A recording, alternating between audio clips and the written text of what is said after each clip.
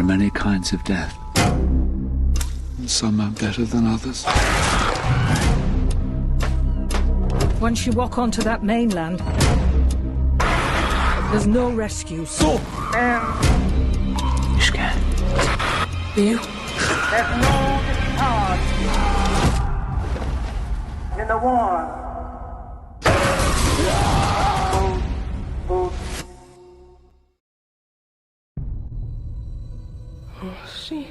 Horsey, don't you stop.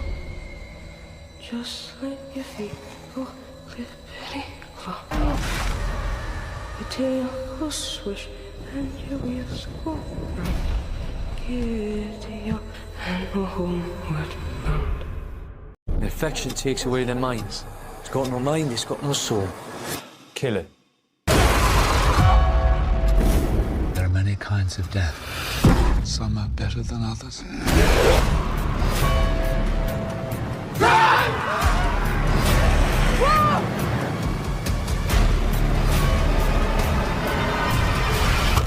He's yours. Move, 7, 6, 11, 5, 9 and 20 miles today, 4, 11, 17, 32 the day before. Boost, moving up and down again. There's no discharge in the war. Keep from going lunatic!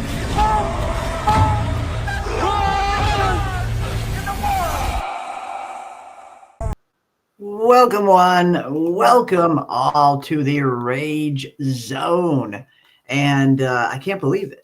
I cannot believe it, but we are just 1 week away now, ladies and gentlemen, 1 week away from 28 years later hitting our screens. I know it's premiering a day or two early in some other parts of the world, which is awesome. Super lucky for you guys. I wish it was here as well. But for the rest of us, it looks like the 20th will be the day that we're going to be diving into those theaters here in the States and seeing 28 years later. And I can't wait. I mean, it feels like it's here. It's, the hype has been so crazy for this film. Again, definitely the most anticipated film, not just for me and you for the longest time, but it seems like for a lot of people. It really seems like this is such a hugely anticipated film out there among the fandom. That I get the feeling this thing is going to do really well. I'm expecting very big numbers on the opening weekend, and hopefully we get a very quick confirmation that the third film will be getting greenlit, because apparently we are supposed to get a trilogy here. This is supposed to be 3 films that we're going to be getting. 2 of them have already been filmed. They haven't filmed the third one yet because they're waiting to see how this first one does in theaters. So if this one does well, they will most likely greenlight the third, and they'll probably start filming on it as soon as possible. We've heard Danny Boyle talk about it numerous times, that they're just waiting for the green light. Even Cillian Murphy is also waiting on the green light to film the third film, because he will be in that as well. So this looks great. I feel like all things are looking incredibly good for the future of this franchise. Just with all the hype around this film, I mean, the brilliant marketing. We've praised the marketing so much for this film, and rightly so. The trailers, the TV spots, everything, every little piece of promotional material that they have put out has been top notch, absolutely gold. And speaking of gold, they've already won 2 Golden Trailer Awards before the film has even come out. It's pretty funny that they're giving away awards for trailers nowadays. Yeah. But if you're putting out a trailer as good as Boots, yeah, you deserve an award, because that thing I feel like that first trailer is what kicked this whole hype train off. I mean, brilliant. Boots.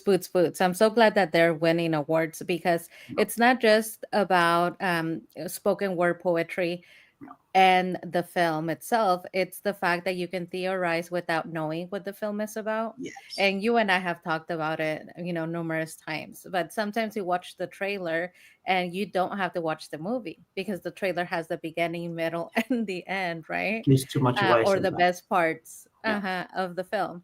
So I'm so glad to hear that they're winning awards, because that was genius. Boots has become viral. Like, it's all over TikTok. And I think it goes beyond just the trailer.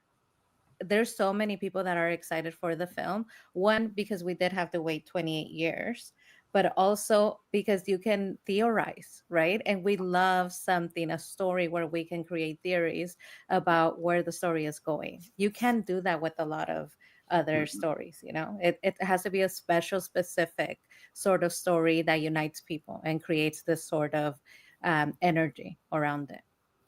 Yeah, you're totally right. Like this, you just can't get that kind of feeling around any old film or any old TV show. Some genres just aren't very conducive to the whole theorizing aspect of fandom, which is what we love so much, and what a lot of the people for 28 years later and 28 days later love so much as well, because there is so much to theorize about for this film, for all three of these films coming up. There's so much, you know, you have the very heavy mystery aspect of what is coming and what we don't know is coming, but they're throwing a lot of very weird mystery aspects into these trailers that point to some very interesting things that might potentially be happening, and that opens the door up for just a whole world of theory crafting and predictions that you can have a lot of fun with that you can't really do with every other movie.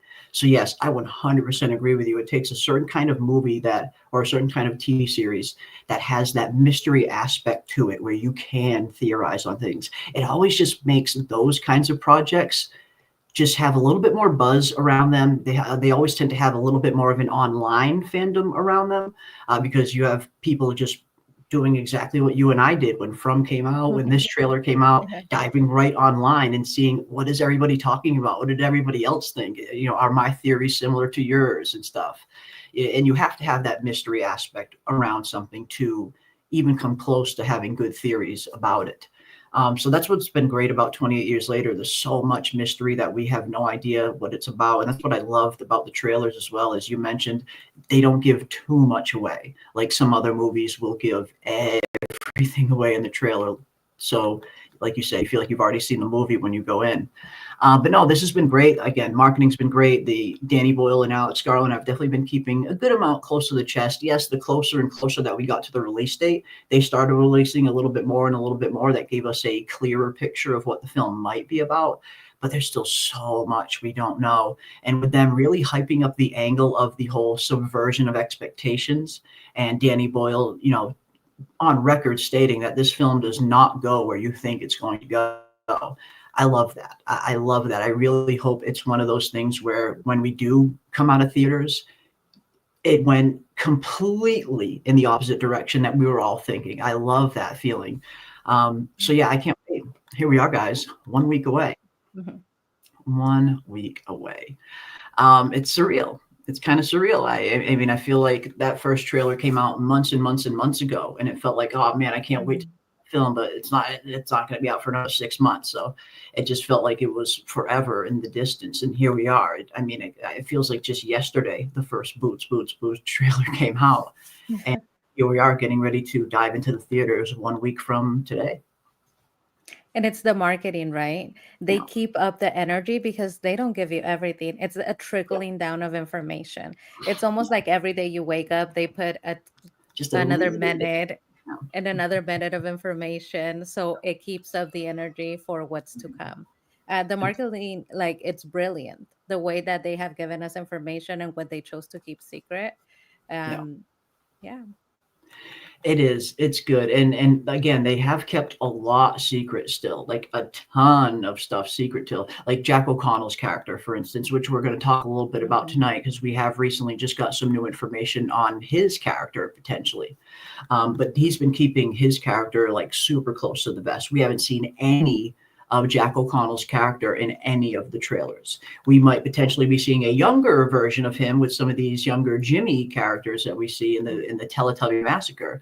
But in terms of like who Jack O'Connell himself is going to be playing in this film and in this trilogy, we haven't seen him in any of the trailers yet. And just based on the limited information that we have about his character from Jack O'Connell and from Danny Boyle, it seems like that this character is going to make a pretty big impact towards the end of this film and be a pretty big villain by all accounts.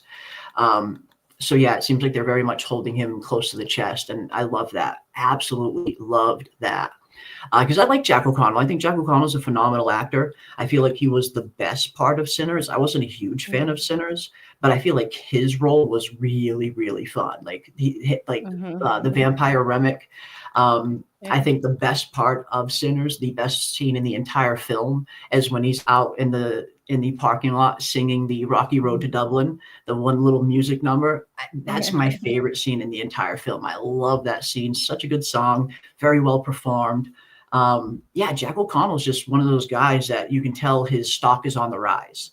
The main villain in Sinners. Now he's going to be one of the potential main villains in 28 Years Later. He's very much on the rise. So I have a feeling we're going to start to see him in tons of stuff going forward, because I think Sinners really introduced him to the whole world where people maybe weren't super familiar with him before Sinners. Now people know, okay, Jack O'Connell's a really good freaking actor, and this guy is really good in these types of roles. So I think we're going to see him in a lot of stuff going forward, and I love that. I think he's great. Oh yeah, I didn't know anything about him before Sinners. That's, I think, the first thing that I ever saw him in. But he has that charisma of playing, the character that is scary, but it's not just one-dimensional.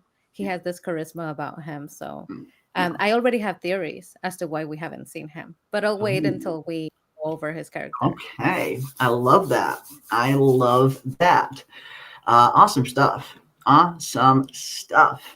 Again, I can't wait. Only 1 week away, and I'm sure you guys are just as excited as we are for the upcoming film. I mean, the hype around 28 Years Later really has been unlike anything I've seen coming out in a very long time. Again, when Denis Villeneuve's first Dune film was coming out, there was so much hype around that, just because based on everything that we were seeing from those trailers and, from the interviews with Denis himself, you definitely got the sense that he was going to be putting forth a pretty faithful adaptation of Dune, which is something we hadn't really gotten a whole lot of on screen, especially for us diehard Dune fans. And while the film, of course, strays in some areas, which every on-screen adaptation is always going to do, the essence of what Dune is, he did kind of capture for the most part, at least in the first film. The second film I have some problems with, but I haven't been this excited to go to the theater since the first Dune was coming out. And I feel like there hasn't been this much hype around a film since that first Dune film came out. So this is great. It's super awesome to see everybody is very excited for 28 Years Later. And again, not only did the trailers really, really do that, but as you mentioned as well, we've waited well over 20 years to get another 28 days, 28 weeks, 28 Years Later film. We've been waiting over 20 years for this. And 28 Days Later alone has a huge cult following that people have wanted to continue for so long. So even if the trailers weren't incredibly kick-ass, I imagine there would still be a great amount of hype around this film just because of the fan base surrounding 28 Days Later. And everybody wanting to see where Jim's story goes, which we all do. I mean, everybody wants to know what happened to Jim, what happened to Selena, what happened to Hannah, where have they been for the last 30 years? It looks like we're going to learn all of that in this trilogy as well. So yeah, just brilliant. Everything. I feel like the stars have just perfectly aligned to make 28 Years Later as well as it possibly could. Now it's up to the film to deliver, really. Everything else, the stage has been set. Now it is up for the film to deliver. And I think it will. I think the film will deliver, for sure. Oh yeah, there's no way that it doesn't, right? Like there is no way that it doesn't. I've thought about that too. And even if just what's in the trailer is what's in the film, there's no way that it doesn't deliver, because what we have seen in itself is already so much better compared to some of the other movies that we're getting. So very much so. Very, very much so. Again, I feel like TV has really taken over these last few years in terms of being, at least just for me personally, there's been a lot of sophisticated advances in television series over the last few years that have made TV just as big of a production as some big studio films. And I really feel like TV is taking over as the main premier kind of form of cinema.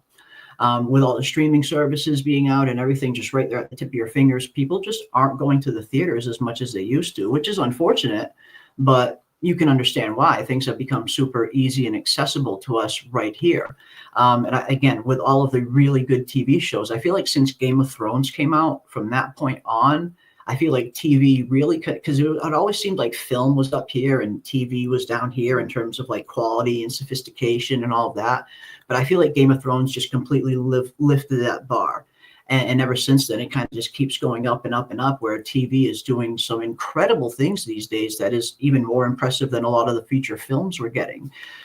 So yeah, you totally understand why people just aren't going to the theaters as much as they used to. People are getting super invested in TV series, and for good reason. A lot of them have been so good.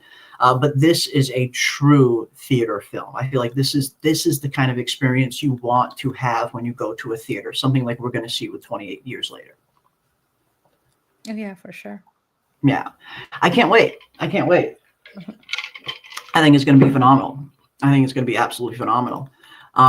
But yeah, let's see what you guys are saying. Let's see who we got here in this awesome chat. We got PM in the building always. And if you guys have not, of course, join the Discord. We are always diving into tons of stuff in the Discord pertaining to 28 Years Later and all of the other stuff that we talk about in there. So definitely hop on in. We got Laura Butler in the house. What is up, Laura? Good to see you. Hello. Tuning in from work this evening. Helps pass the time during my 10-hour shift. Oh, wow. Well, that is awesome. I mean, not that you're stuck at work, of course, but if we can provide some respite for you and that helps the shift go by a little bit faster, then that's great. Welcome. Love to hear that. The Rage Zone. What is up, MM? Good to see you as well. We got Aileen. One more week. Yes, one more week. It's crazy, right? Shit. One more week, guys. We got Pablo in the building. What is up, Pablo? We got Minerva in the house. Welcome, Minerva. We got Alan Z. What is up, Alan? Hello, everyone. Just joined the stream. AMC Theaters is doing their monthly Unseen screening, and I bought a ticket for this Monday. Oh, awesome. Hoping it's 28 Years Later. Can anyone confirm that's the movie they're doing? Ooh, interesting. I don't know personally, but if there's anybody in the chat that knows, by all means, definitely let it be known. But no, that's interesting. Yeah, this whole Unseen screening thing, I think, is kind of interesting for AMC. And I like seeing theaters trying to come up with ways to get more people into the theater with doing little things like that, where you just buy this random ticket, it's an unseen screening, and you're not even sure what new film you're going to get. That's kind of exciting. I mean, I like seeing theaters at least attempt to do some new and innovative things to try and get people into the theaters.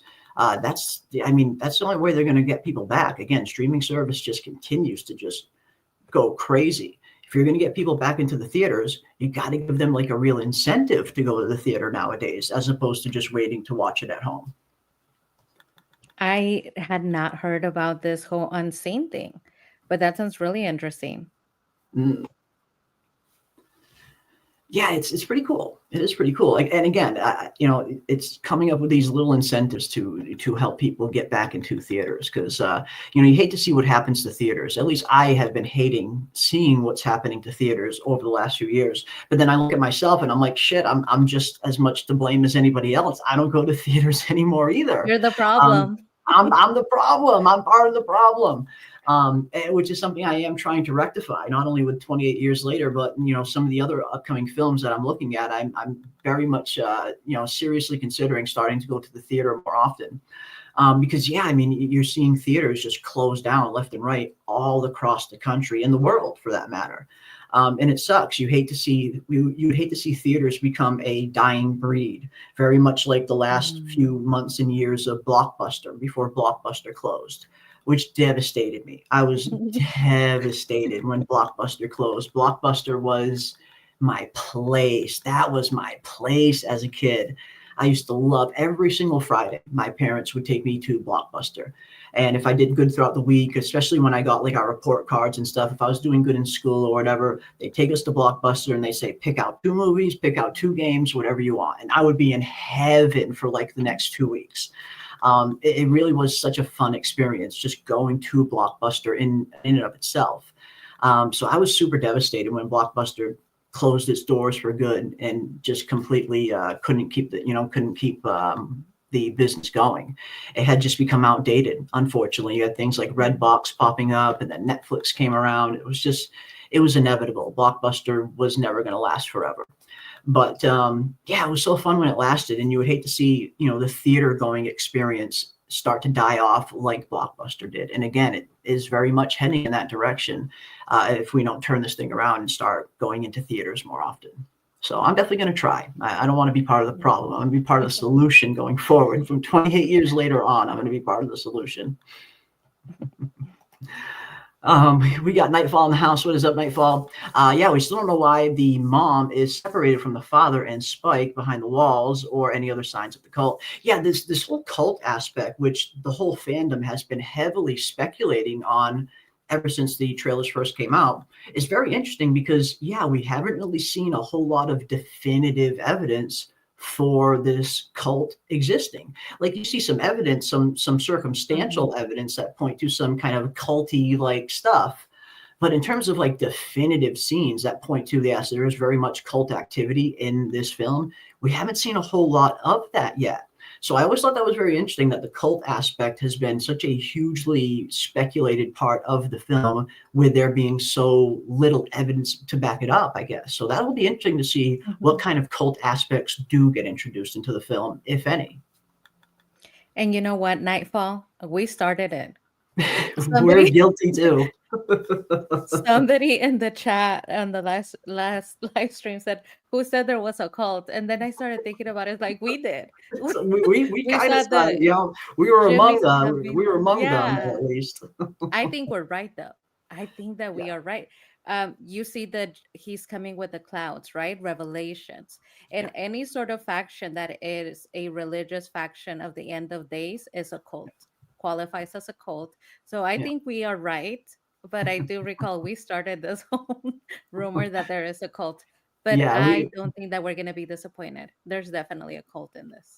I don't think we're going to be disappointed either. I do think we're going to get some of that aspects. And again, it definitely seems like they're setting that, like you said, this Jimmy character. It definitely seems like they're setting this Jimmy character up to be that kind of figure. And maybe that's why we haven't seen him in any of the trailers yet up until this point. Maybe that's why they're trying to keep him such a secret.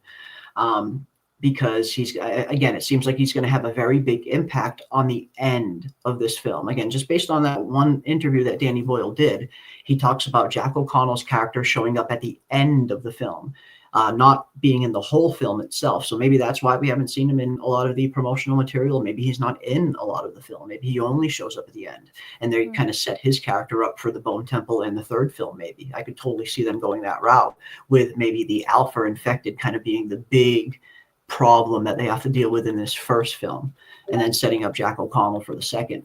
Could very much see them do that, because Danny Boyle also said something interesting, where each one of these films tells a self-contained story, but they all, at the end of the film, they all have something that is called a lead over, a lead in that he was referring to, that kind of carries you over to the next film. So it's almost like an end credit scene. I mean, we've seen end credit scenes have become super popular ever since Marvel started doing their kind of thing, where they play a movie, have a self-contained story within it, and then after the credits roll, you have this end credit scene that sets up the next film or another film in the franchise. I don't think it's going to be exactly like that, whether it's going to be an end credit scene, but I definitely get the sense that there's going to be like an epilogue part to each one of these films at the end, where we get a little snippet of a scene that sets up the next film. It seems like that is what Danny Boyle set up and planted into this trilogy. And that's good. I mean, you like to see self-contained stories within each installment, but you also want to see the overarching elements that connect all three films, which it seems like we are going to be getting that. So that's good. That is good.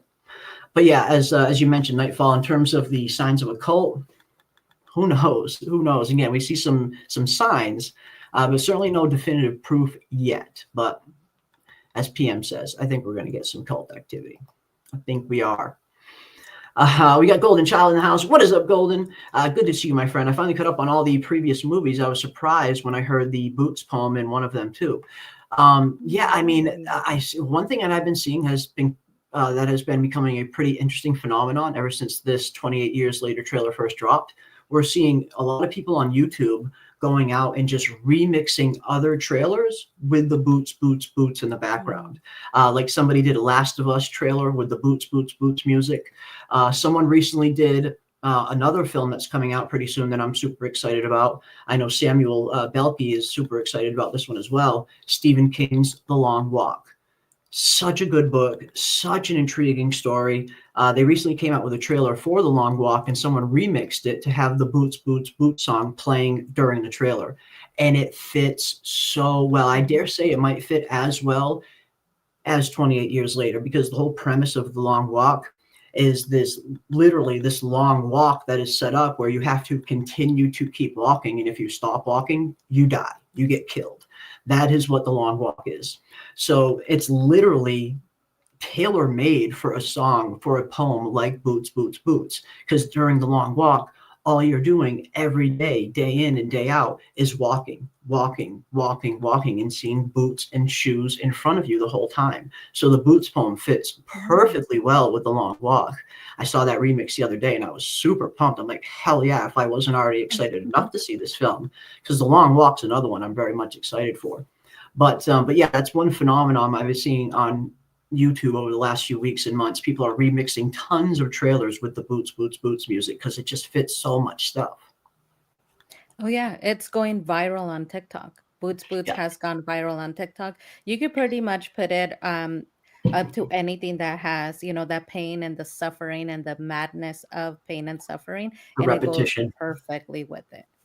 It does. Perfectly. Yeah. I mean, it was surprising to see how much stuff it fit with. I mean, we even did a From trailer with the Boots, Boots, Boots music when we were still talking From, which we will be again soon. I know people are asking for some more From streams. Maybe this Sunday we'll do a From stream this weekend. I know a lot of people wanted us to do some more From stuff now that season 4's filming has started, and I'm totally down for that. But yeah, I did one for the season 3 From trailer. And it just fits so well. It fits so perfectly with the tone, with the aesthetic, with the whole theme of From, with the repetitive nature of those characters just being trapped in a just never-ending hellhole. It's very similar and very fitting for that Boots poem, for sure. Let's see what else we got. We got Josh in the house. I kind of hope this film doesn't follow the comics. I hope it doesn't too. I'm with you there, Josh. I'm with you there. From what I've heard, the comics are not canon to the film. So from what I'm gathering, they're not going to be. They're not going to be following what happens in the comics. Now, will they potentially be taking like small certain aspects of the comics and using them as inspiration? Maybe. But in terms of like following the storyline that continues in the comics, no, they're not going to be doing that, it looks like. It looks like the comics are not canon to the film, which is good news. Again, not that the comics are bad or anything, but I want to see a new story. I want to see a new and a fresh story from Alex Garland and from Danny Boyle. And it seems like that's what we're getting, where they even had a few different ideas in terms of where this trilogy might go. Their first idea was them mulling around the whole, what if the government gets involved and tries to steal and weaponize the rage virus? But they ultimately kind of scrapped that idea because they felt like it's been done too much. And it has. I mean, how many times have we had this infectious disease kind of film or series where a government agency steps in, tries to weaponize it, and everything just goes completely wrong? I mean, it's been done way too much. Mm-hmm. And one thing I'll say about Danny Boyle and Alex Garland, especially with the 28 Days and Weeks franchise, it's been uniquely fresh and new and kind of original storytelling. And that's what I think a lot of people love about it. So yeah, I wouldn't have liked to see them just do just a completely overused trope for this next trilogy where it's as simple as the government is trying to weaponize the virus. It goes horribly wrong and then everybody has to clean it up and story. It's super tropey, super clichéic and predictable. And one thing that Danny Boyle's films have always been traditionally have been unpredictable. He loves subverting expectations, which we'll take a look at in a little bit here with one of the recent behind the scenes features that came out talking exactly about that. But I'm really glad they stayed away from the whole government agency weaponizing the virus. I don't think that would have been a great route for this trilogy. It's too shallow. It's too shallow, and we know that Danny Boyle is not shallow. He goes deeper into the aspects of, human nature. And government is a part of human nature because we are ruled by other humans, and therefore human nature will always be a part of government and the atrocities that they're willing to, perpetuate on its people. So there will be a government aspect to the film. We know that because we have seen the NATO soldiers, right? Yeah. So we know that the government will be involved, but it's going to be on a deeper level, not something as simple as weaponizing a virus. If there is evil in government, it's going to be deep. It's going to be so deep that you're going to have to follow the trail to figure out what the government is actually doing, which I find more interesting. And Josh, about the comics, like Kiwi is saying in the chat, I did not know that this was like a comic story. I tell Jeremy all the time, I don't like comic books or comic stories. And it turns out that everything I like comes from a comic book. So I guess I do love them. Well, the original 28 Days Later doesn't come from a comic. That was all Danny Boyle and Alex Garland. But there is a comic book series that continues the story of 28 Days Later, like how 28 Days Later ends with Jim, Selena, and Hannah getting rescued. The comic book series picks up from that point on and tells the story of what happens to Jim after they get rescued. It's just a small little run. But from what I can tell, it has nothing to do with what's going to be happening here in the films. It's going to be completely independent of that. But no, I think that's a very interesting aspect because, yeah, I mean, so many shows and films that come out nowadays are based on pre-existing works, pre-existing comics. And half of the time people don't even know it's based on a comic. Myself included, even being well-versed in comic books like I am, even I find myself like kind of like, oh, wow, that's based on a comic? I didn't even know, because it's just so common nowadays. Everything is based on something else these days. That's why when you get an original story, I kind of gravitate towards it that much more, because it does at times feel like we are living in the age of the reboot, the age of the retelling, the age of the adaptation, where every show and every film is based on something that came previously, whereas you just don't have a whole lot of just completely new and original storytelling coming out these days. Which again is what gravitated, I know, you and I to From right off the bat. It was something new, it was something fresh, it wasn't based on anything else. And that's what I love about 28 Years Later as well. It's a new story, it's fresh, it's not based on anything. There's no comic or book that you can go and read and get all the answers to this. This is a new story we are getting. And I like that, because again, it feels like the original storytelling is getting fewer and fewer these days, with everybody, with all of these studios just leaning very heavily on adaptations and reboots. And again, there's nothing wrong. I'm not anti-reboot or anything like that, but I just feel like something is lost a little bit when we are constantly getting nothing but reboots, as opposed to just really good, creative, new original stories. It's a lot harder to tell a new and original story. It's very easy, not easy, but it's a lot easier to adapt something that's already been told. But to come up with your own story completely from scratch, that's a lot harder. That takes a lot more creativity. And unfortunately, we're seeing less and less of it. And that's where From, if you guys haven't seen From Rage Zone, you need to see From. It's an amazing show. That's where From is brilliant, right? Because when you think about creating a story that is original, because we have consumed so much literature and media, it's subconsciously in the back of your mind. So while you're creating from a place of already knowing different works, right? So it's hard to distinguish or kind of create something that hasn't been inspired by something else. But From is brilliant in the way that instead of trying to avoid a reference to other horror genres, they put everything together and just blended it so that we see different things in the story, inspiration, right? Like the town that you can escape, the monsters, the puppet, right? They put everything, but it's so blended together that because it has everything, it's original. And I love that I don't mind at all. Like if it's an original story and it's just taking small aspects of inspiration from things that have come before it, that's natural. I mean, at the end of the day, even new brand spanking new original stories nowadays always take some kind of inspiration for things that have come before them.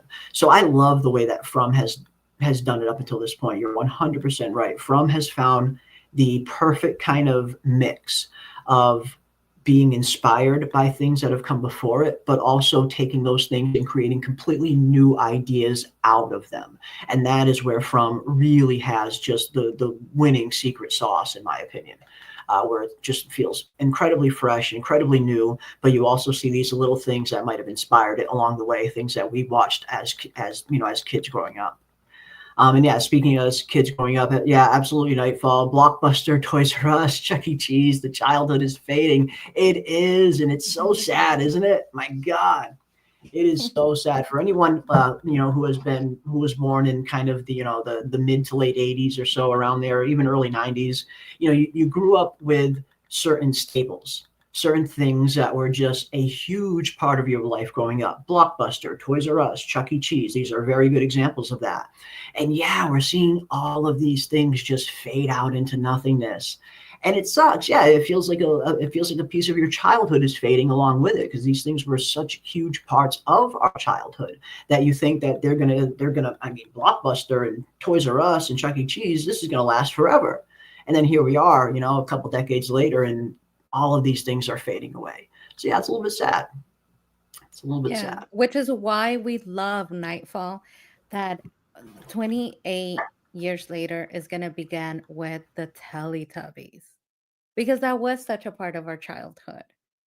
Just like Blockbusters and Toys R Us and Chuck E. Cheese, a lot of us grew up watching Teletubbies. So the fact that they're using the Teletubby dancing scene, the iconic dance that they do, it just makes it even that much better. Reminds you of your childhood, reminds you of, the Teletubby media thing. A lot of people were against the Teletubbies. I don't know if you know that, but yeah, there was a whole controversy about the Teletubbies. So Yeah. I like that they referenced the Teletubby, and that the Rage Zone called it the Teletubby Massacre. The Teletubby Massacre. Absolutely love it. And even Danny Boyle recently apologized in one of his interviews that he did like a week or two ago, saying, "I'm sorry if we traumatized any of you Teletubby fans with our trailer," because yeah, it has very much been dubbed the Teletubby Massacre. But yeah, childhood is fading, Nightfall. Our childhood is fading. We're losing everything we grew up with, and it sucks. Nightfall, I too like to know how the mom is separated from Spike and the father. Yeah, I mean, this is something that's going to be pretty interesting, I think, in the film. We see a few different kind of story points, happen and start to spread out within 28 years later, it looks like. Like the very beginning of the film, it looks like we see Spike and his father departing from the island together, just the two of them, where he's taking his son on his very first hunt. His kind of his coming of age kind of little trip, a trip to kind of teach him how to become a man, how to learn the skills and tools that he needs to survive outside of the community. Because up until this point, Spike has spent his entire life inside those walls. So he's never really been challenged. He's never really been tested. He's never had to fight for his life like his father has, and like all of everybody else has. So it's very much, him kind of passing the torch on to his son, teaching him how to use these tools so he can survive going forward, not just a regular hunt. It's a little bit more than that. It's a teaching moment for Spike. And it looks like they're going to run into some problems very early on in the film. That's going to make them scurrying back to the community with an infected hot on their tail. But then again, it looks like we also see Spike and his mother departing from the community a little bit later in the film without Jamie, which is going to get very interesting.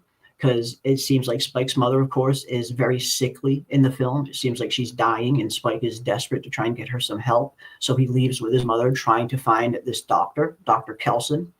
But for some reason, they don't bring Jamie. It seems like they leave Jamie a note. I mean, again, based on that one scene we see of Jamie charging into the water, screaming, "Son," with the little piece of paper in his hand. It's almost like Spike leaves him a note telling him where he's gone, but just didn't want him coming for some reason. Again, there's still so much there that needs to get cleaned up. Why did Spike take his mother outside of the community without Jamie? Why did they not all leave together? So that's something they're definitely going to have to answer. But yes, at some point we see Jamie and his mother take off. We see Spike and his mother take off without Jamie. And then, of course, Jamie coming after them later on in the film. And it looks like a lot of stuff is going to happen. Spike and his mother seems like they go on a very interesting journey, and they come across a lot of dangerous things along the way. We know they end up having some run-ins with some of the NATO soldiers. We know they have some run-ins with the Alpha himself on the train, which is an interesting scene that we've gotten a little bit more context of lately in some of the recent TV spot trailers. But yeah, they're definitely going to have to start explaining some of these things. But at least we know, just based on some interviews and stuff, that Spike is at least searching for a doctor for his dying mother. So we'll see how that plays out. Yeah, So- Minerva. And my question is the baby. We see a newborn baby. Is she pregnant and she gives birth to the baby through the journey of her and Spike going on this quest? Or is the baby born in the compound? Because when we see the baby, he's like newborn, newborn. So I'm newborn. wondering if when they leave the compound, she's still pregnant and gives birth to this baby out in the mainland. hmm And well, and the thing is, and I'm doing a video on this right now that will be out tomorrow morning, where I dive a little bit deeper into what I think is happening here. But I don't think it's her baby, and I think even someone is in the chat saying that it's not her baby, but an infected baby. Wow. I haven't seen that confirmed yet, but I always tend to trust the chat. You guys tend to be right about things. But yeah, I don't think it's her baby, because I went and I studied a lot of the footage of Spike and his mother leaving the community. And I zoomed in on it as much as I could. And it doesn't look like she's pregnant. She never looks like she's ever showing signs of being pregnant. So I was starting to wonder if this baby wasn't even hers. And if that's the case, where did this baby come from? Where did they find this baby? Who did they run into on the mainland where they came across a newborn baby? And you and I talked a little bit about this last night, about the potential of it being an infected baby, or even something similar to what happened with The Last of Us, where maybe a mother gets bit while pregnant and still gives birth to the baby, and the baby ends up being immune to the virus, or kind of some kind of hybrid baby. So many different scenarios. Because we recently saw one of the newest TV spot trailers, which is going to be in my video tomorrow morning, that points to a potential reason why NATO is on the mainland, maybe, and how NATO might have an interest in recovering this child, which is very interesting. Why is NATO after this baby? Why does NATO want this child? Because we see a very specific scene in the latest TV spot trailer that shows Edvin Riding's character, the NATO soldier, pointing his gun at Spike and Spike's mother, telling them to drop it. And the only thing she has in her hand is the baby. So why is NATO after the baby? Why does NATO want this baby? And it being some kind of infected baby might make a little bit more sense along those lines, where maybe they want it to study it. Maybe they're afraid it's going to become a threat. Because in the new TV spot trailer, that's one of the overlying kind of dialogue sequences that you get. A new threat is born, is the quote. A new threat is born. Wow. And right as it says that, it shows a picture, it shows a scene of the baby. So that is going to be a very interesting aspect. Who gave birth to this baby? How do they come across it? And why exactly does NATO want it? Wow, I can't wait for your video tomorrow. So, I mean, effectively, this is an Ellie baby, an Maybe. Ellie Yeah. Bella Ramsey baby, but maybe, it's a force for evil instead of a force for good. If they put it like a new threat is being born. Mhm. It's very interesting. Yeah. It's going to be interesting to see where this baby plays in. And that also started making me wonder, because in this sequence, I mean, we've seen this scene in many of the trailers. It's the train scene, the scene on the train, when we see Spike, his mother, and Edvin Riding's character boarding the train. But also, it seems right around the time when Edvin Riding's character is threatening and pointing his gun at this baby, boom, we see the Alpha arrive and pull Edvin Riding right out of the train, which makes me wonder, maybe NATO isn't the only ones after this baby. Maybe the Alpha is after this baby too. And if this baby is an infected baby, that would make that much more sense, that maybe the Alpha is trying to get his freaking kid back, for all we know. Maybe these infected have evolved and kind of gotten this height. I mean, we know that they have evolved. We know that they have mutated. We know that they're a lot smarter in 28 years later than they've ever been. And they were smart and even 28 weeks later. Like, Dawn was a super smart infected.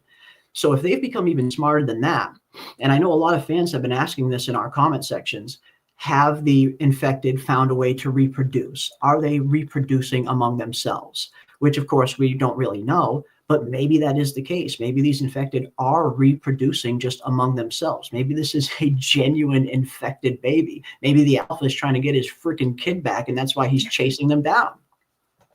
That's his baby. That His makes baby. sense.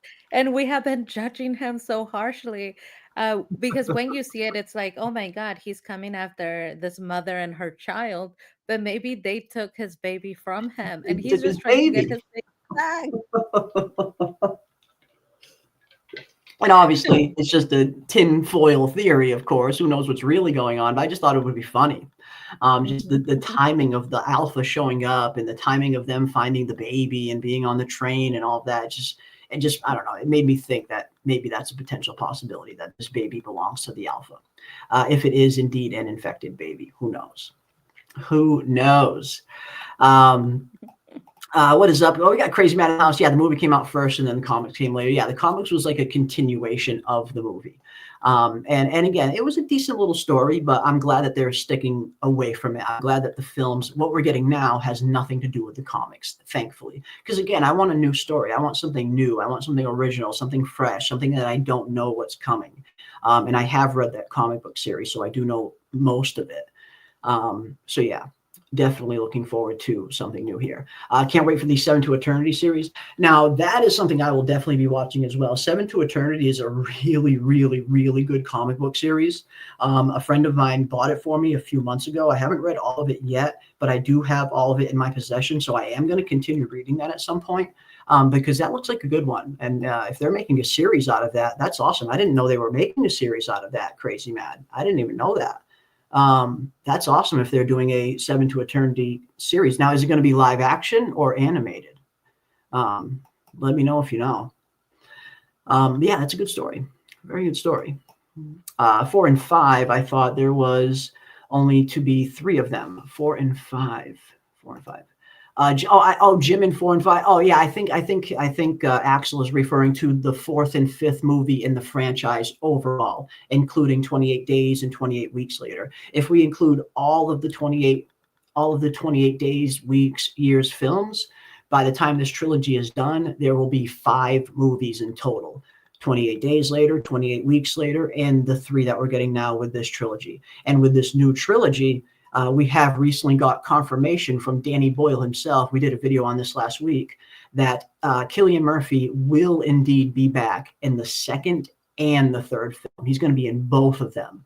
A lot of us thought that we probably wouldn't see Jim again until the 3rd film, but it looks like Danny Boyle himself has recently confirmed that Jim does make an appearance in the Bone Temple, and he will also be in the 3rd film if they get a 3rd film, which they will. I can't in any way, shape, or form even fathom the idea that 28 years later doesn't do well enough to grant them the 3rd film. They will definitely be getting the 3rd film.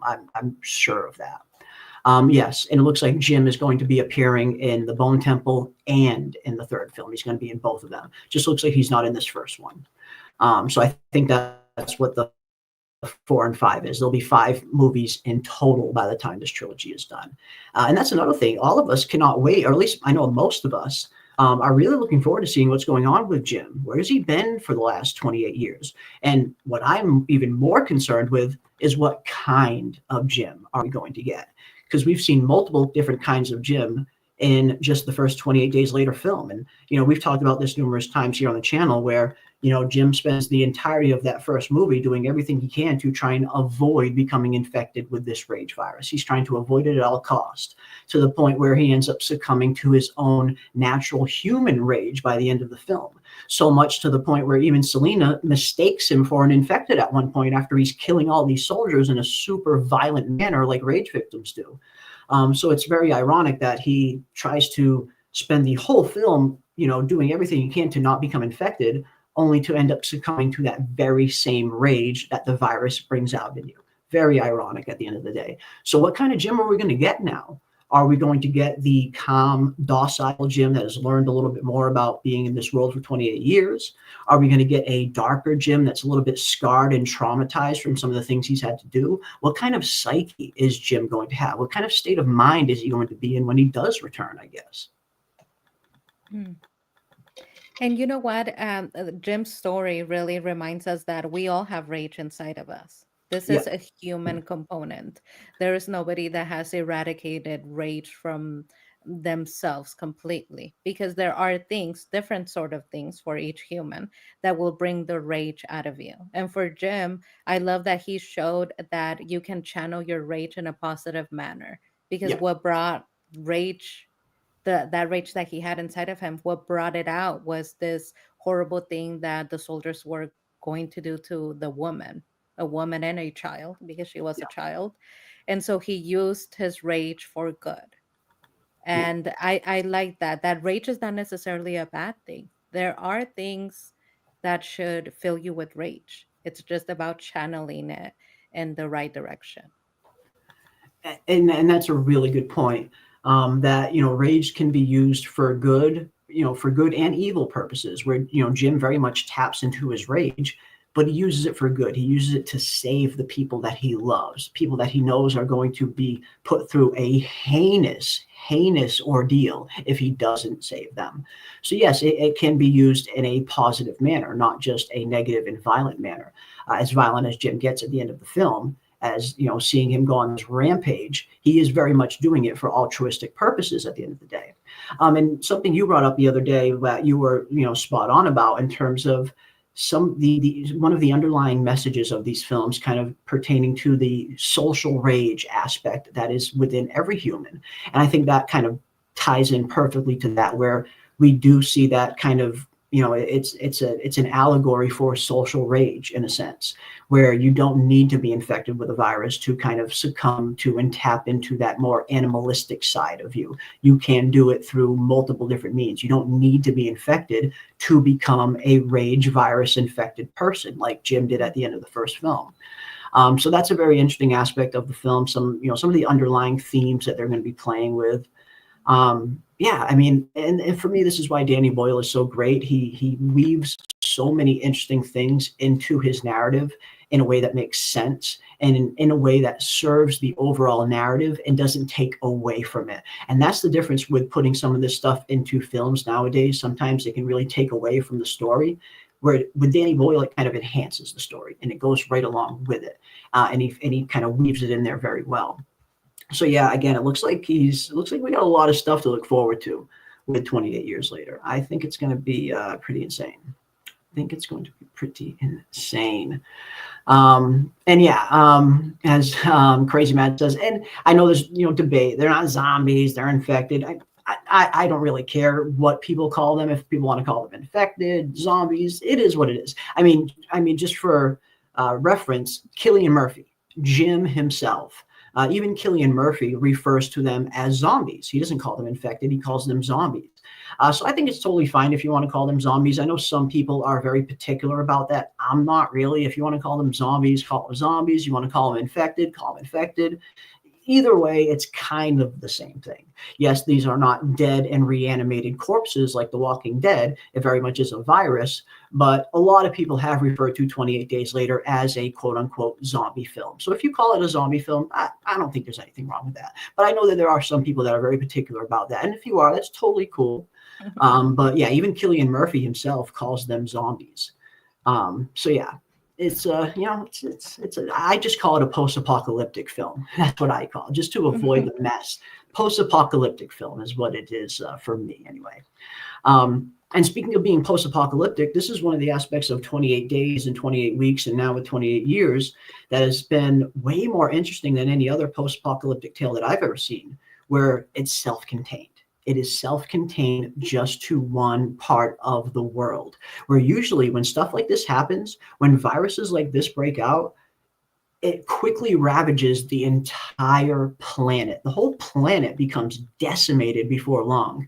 But with 28 Days, Weeks, and now Years Later, it's different. It's self-contained just within the UK, and the rest of the world is seemingly going on and living its normal life. And it looks like we're going to touch a little bit on some of that aspect in this film as well, if the rage leaks were any kind of indication as to what NATO is potentially doing. That's going to be very interesting because as far as we don't really know what the rest of the world knows about what is going on inside the UK. And if those rage leaks hints are an indication, they could potentially be lying to the rest of the world about there being any survivors left inside the UK. So I think there's going to be a very interesting kind of government aspect to this film, but it's not going to be in the way that we thought. And it's certainly not going to be in the way where their original idea had them kind of coming in and weaponizing the virus. I'm so glad they didn't go that route. That would have been super boring. But yeah, I've always loved the idea where this post-apocalyptic is self-contained just within the UK and the rest of the world is still fine. That adds such a different aspect to any other post-apocalyptic film or genre we've ever seen, where usually it's always the whole planet. Yeah, it's always the whole planet. They just couldn't get a hold of it. But this is more interesting because Yeah. this brings out what Danny Boyle is so great at, um, showing us the layers of human Yes. nature, right? And to show the layers of human nature, you need to be able to show human greed, human rage, human kindness, right? And when you contain something as bad as the virus to just one place, it makes you wonder, what are they saying to the rest of the world? Because it doesn't matter, just in the first film, they did a great job at showing all aspects of human nature, even starting with the people that released the chimp. They meant to do well, right? They Yeah. are humanitarians and maybe PETA, right, of sorts. They meant to do well, but they ended up doing something that, made the virus spread. But you always have people that mean to do well, that want to help others. And so it makes me think they have to be lying to the rest of the world, because there's Mhm. no way that other countries, that people, maybe the government, but not the population at large, would be okay with knowing that people are suffering, that people have been left to die, and that they are not helping them. They have to be lying to them. Yeah, and again, that adds a little bit to that kind of social aspect to the film as well. And what is acceptable? What will the rest of the world, what will the rest of the public accept if you can spin the correct narrative around something? So I think that's going to be a very interesting idea is NATO lying to the rest of the world and telling them there are no survivors inside here? It's just infected and it's just a quarantine zone. And is that why the quarantine zone is quote unquote so ruthlessly enforced? Which is something we see about the overall film's synopsis, that the community on Holy Island is living under a ruthlessly enforced quarantine. Maybe that is why they are so ruthlessly enforcing this quarantine, because they can't afford anyone to get out and let the rest of the world know that NATO's been lying to them for the better part of 3 decades, maybe. So that's going to be a very interesting aspect. And I wouldn't be surprised if there's a certain, at least side story, or maybe even a main story by the end of this trilogy that is Spike and whoever is still alive by the end of the film doing whatever they can to get the truth out to the real world, to expose NATO. I wouldn't be surprised if that is where this is ultimately going, because Danny Boyle did recently come out and say this trilogy, this is Spike's trilogy. This is Spike's story. He is the one character that is going to connect all 3 of these films. This isn't Jamie's story. This isn't Jim's story. This is Spike's trilogy. He was very clear on that he is the one character that is going to connect all 3 of these films and be main and concurrent throughout. This is his hero's journey. And when you have a hero's journey like Spike's, you need an overall objective.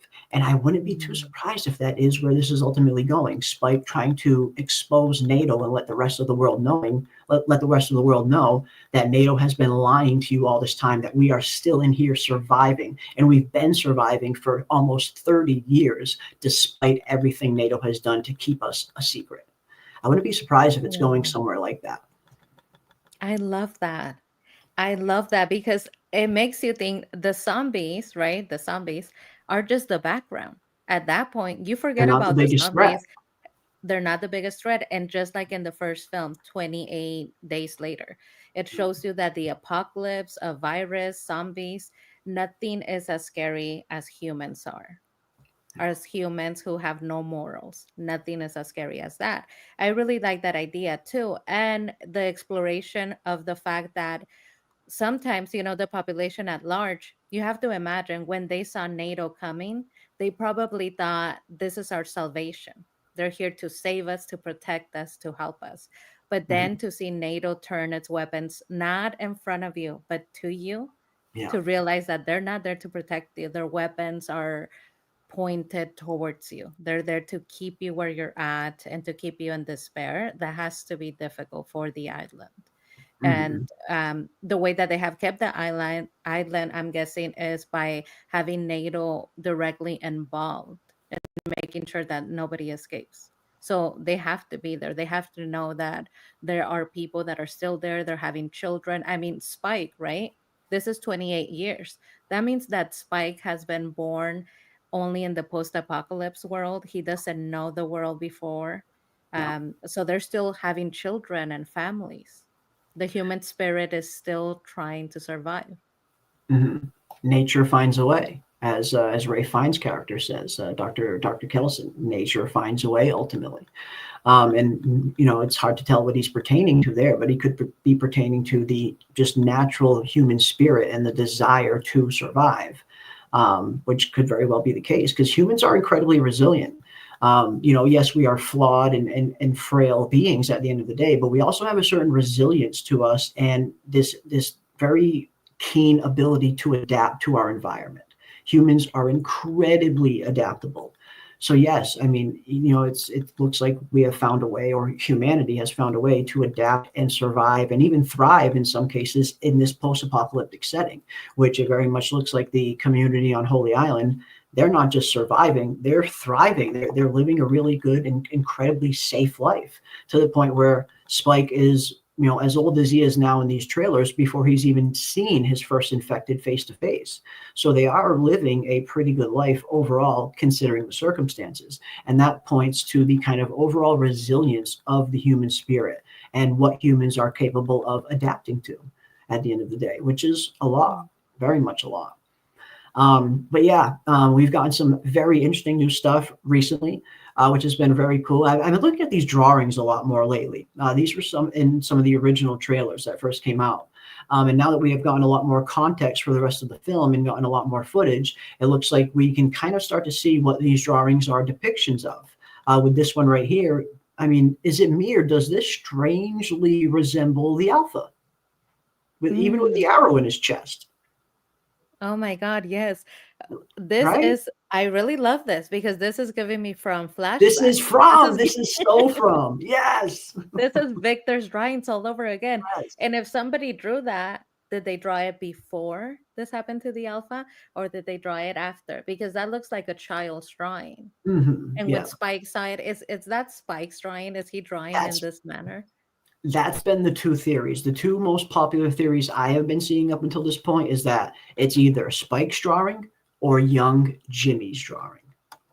And I think either could potentially fit. Who knows? But yeah, I mean, it very much looks like a direct representation of the Alpha. And again, like you said, just immediately makes you think of From and Victor's drawings.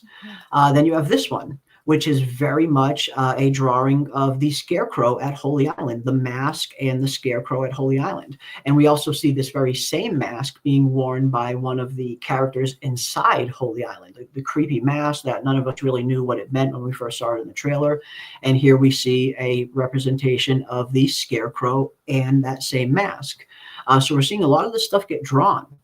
We see another one here that looks like another infected victim with, blood and everything just pouring out of them.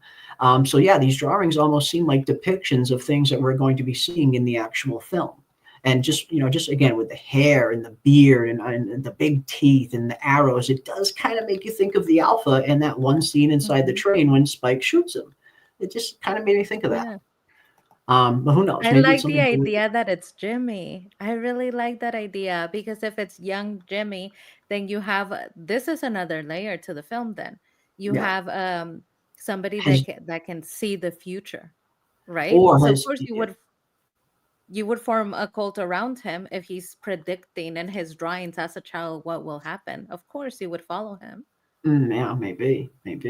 And part of me wondered, could this potentially mean that maybe young Jimmy was a part of Holy Island at some point? Did he potentially live in this community at some point?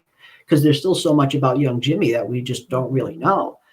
And if these drawings are located inside Holy Island, that presents an even bigger question. Who drew them? If it wasn't Spike who drew these things, who drew them? And how did they know that this Alpha creature was out there?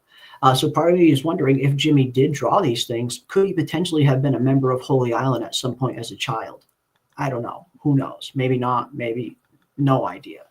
But it's interesting. Again, it just, for all the From fans out there, why something like this gets us super excited, because the TV series From has a very big aspect of these children's drawings. And we see these very interesting and cryptic children's drawings in the intro sequence for the show of From. And since we have gotten more and more into the seasons, where we've had 3 seasons now, we're starting to see that these drawings are all direct representations of big scenes that we're getting on the show. So anytime we see drawings like this, it's like almost like an Easter egg hunt for us From fans. So when I saw this aspect pop up in 28 years later, I'm like, okay, this definitely reminds me of From. And is this something that is depicting characters that we're going to see in the film? Because again, this one just kind of really reminds me of the Alpha in so many ways. The hair, the beard, all of it. But who knows? Who knows? But I thought that was cool. Again, just a little wink and a nod, a little Easter egg for all of our From fans who have been watching From and are watching 28 years later. Wake and Bake says, I can't wait for this movie and the new Alien Earth series. Yes, my friend. Yes, Wake and Bake. Me too as well. Both of which we will be covering extensively here on the channel. Obviously, we've been covering 28 years later, back and forth. Anytime new stuff comes out, we're always here to talk about it. You know that. But we are also going to be covering Alien Earth as well. I've always been a huge Alien fan. I feel like it's one of the better horror franchises that we have in terms of being like truly scary. That first Alien film, still to this day, is fucking scary. Like, it's so well done. The second Aliens is kind of good, but I look at Aliens more as kind of an action horror film, whereas the first Alien is just straight up horror, straight up classic horror. And I love that. I love what Ridley Scott did with the first one. It's an incredibly iconic franchise. And this new Alien Earth series, it looks pretty interesting. I mean, it's hard for me to tell exactly how good it's going to be this early, but I am a huge fan of Timothy Olyphant, for one, and knowing that he is going to be playing a kind of synthetic character in this series is great news. I cannot wait to see Timothy Olyphant's character. I've been a huge fan of him for a very long time. So yeah, we are definitely going to be covering the Alien Earth series here on the channel, 100%. We'll probably be leading right into that when 28 years later is dying down and ending. We'll probably be leading right into Alien Earth next, right after it, for sure. I can't wait. Have you ever been a big fan of the Alien movies, or have you seen them yet? I mean, they're iconic, right? Yeah. I need to rewatch because now I think that I would get the multiple layers, right, in the film. But when I first watched it, yeah, I love aliens. Aliens are my thing. I know you love aliens. I love aliens. Yes. Yeah. Like, I'm always with the aliens. From there, even though they're scary, right? They're terrifying, the way that they look, the way that they're preying upon the humans. I've always said I'm with the aliens. I don't care, what it is that they're doing, even if it means human destruction. Count me in. I'm on their side. Always will be. So yeah, I'm super excited for that. Awesome. Yeah, the Alien franchise is again, it's a really good franchise. It's been handled with care for the most part. I know some of the more recent ones that have come out recently haven't been like super received very well. I know Prometheus was very controversial. I myself, I kind of liked Prometheus, or at the very least, I liked what Prometheus was setting up. I feel like it was heading into some very interesting territory, finally exploring a little bit more of these engineer species, this engineer species of alien that created the xenomorph, that created humanity by the looks of it.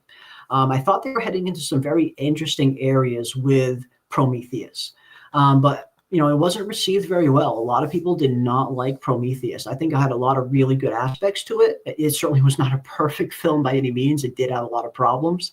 But in terms of the concept and where it was going story-wise, I was excited. I was excited to see where this story was going to go. And then it seems like they kind of took the franchise in a totally different direction with Alien Covenant, because Prometheus wasn't received too well. There were aspects of Prometheus that carried over to Covenant, of course, like Michael Fassbender's brilliant performance as David, which still to this day, in my opinion, is the best performance we've ever seen of a synthetic in the Alien franchise.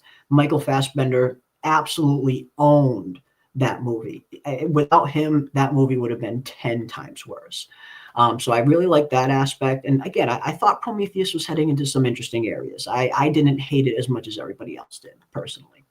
But Alien Covenant, I wasn't a huge fan of. I just was not a big fan of Alien Covenant. It seemed like it was a lot of rehashing of stuff that has come in previous Alien films, and it didn't really feel all that original.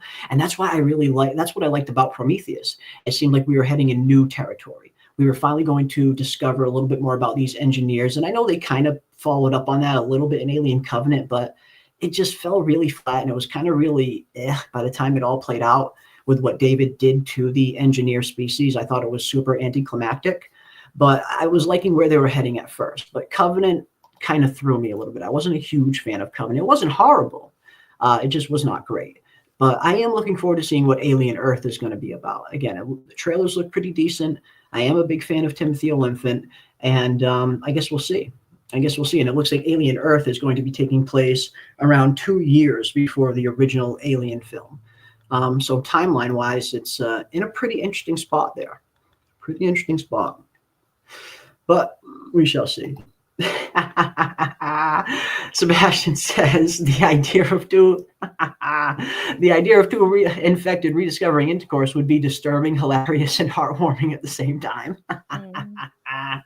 I guess it kind of would be. I mean, it would be a little bit disturbing, wouldn't it? I mean, you're right. I have to agree with you there. It would be a bit disturbing and hilarious at the same time. And yeah, who knows, maybe even a little bit heartwarming. I mean, it would just be weird, right? Like it would be kind of weird if these infected all of a sudden have rediscovered intercourse and have started breeding amongst themselves. I mean, I guess something like that being introduced into a film, it's really all a matter of how they introduce it. Do they introduce it in a way that seems kind of believable, or do they introduce it in this just incredibly ridiculous way that just kind of completely stands out and is like a sore thumb for the rest of the film? I don't know. Yeah, I don't know how something like that could play out, especially with the tone of 28 years later being very serious, it seems. Yeah, I don't know. I don't know, but I very much like your comment. It would be disturbing, hilarious, and heartwarming all at the same time. Sebastian Muñoz, I don't know if you have seen Severance, but this comment reminds me of Severance of the Innies, where they say this isn't much of a life, but it is our life, and they, in their own way, discovered love, right? So how animals, right? They said that they were going to model the infected after animals, right? Resembling what we know in the animal kingdom. And animals do reproduce. So it's not that big of a stretch to think that at some point they would do this, right? I just hope that it's not super grotesque or Yeah. I would like it to be heartwarming. That would be very cute if the alpha, has a whole family. This is his baby, and he turns out to be like the good guy in the film. And we're gonna owe him a big apology if he's just trying to protect his family. A man protects his family. A man protects his family. Yeah, that could be very interesting. Could be very interesting. And again, I guess it all depends on how they play it. But as Saul brings up, I mean, it could be cheesy if they don't do it right. Like, you're absolutely right, Saul. If not, if something like that isn't handled right within the confines of what seems to be a pretty serious narrative, yeah, I mean, it could come off a little bit cheesy if these infected are just, rediscovering intercourse, as it were. It could be cheesy if not done right. I do agree with you there. So they got to be careful with what they do with that aspect. If this is an infected child, which someone in the chat said it might be. Again, I'm not sure. I haven't seen any confirmation of it, but it could very well be out there. I just maybe didn't see it yet. But yeah, I don't know. It's that's a touchy one. That's a one that they would have to do very, very carefully for sure.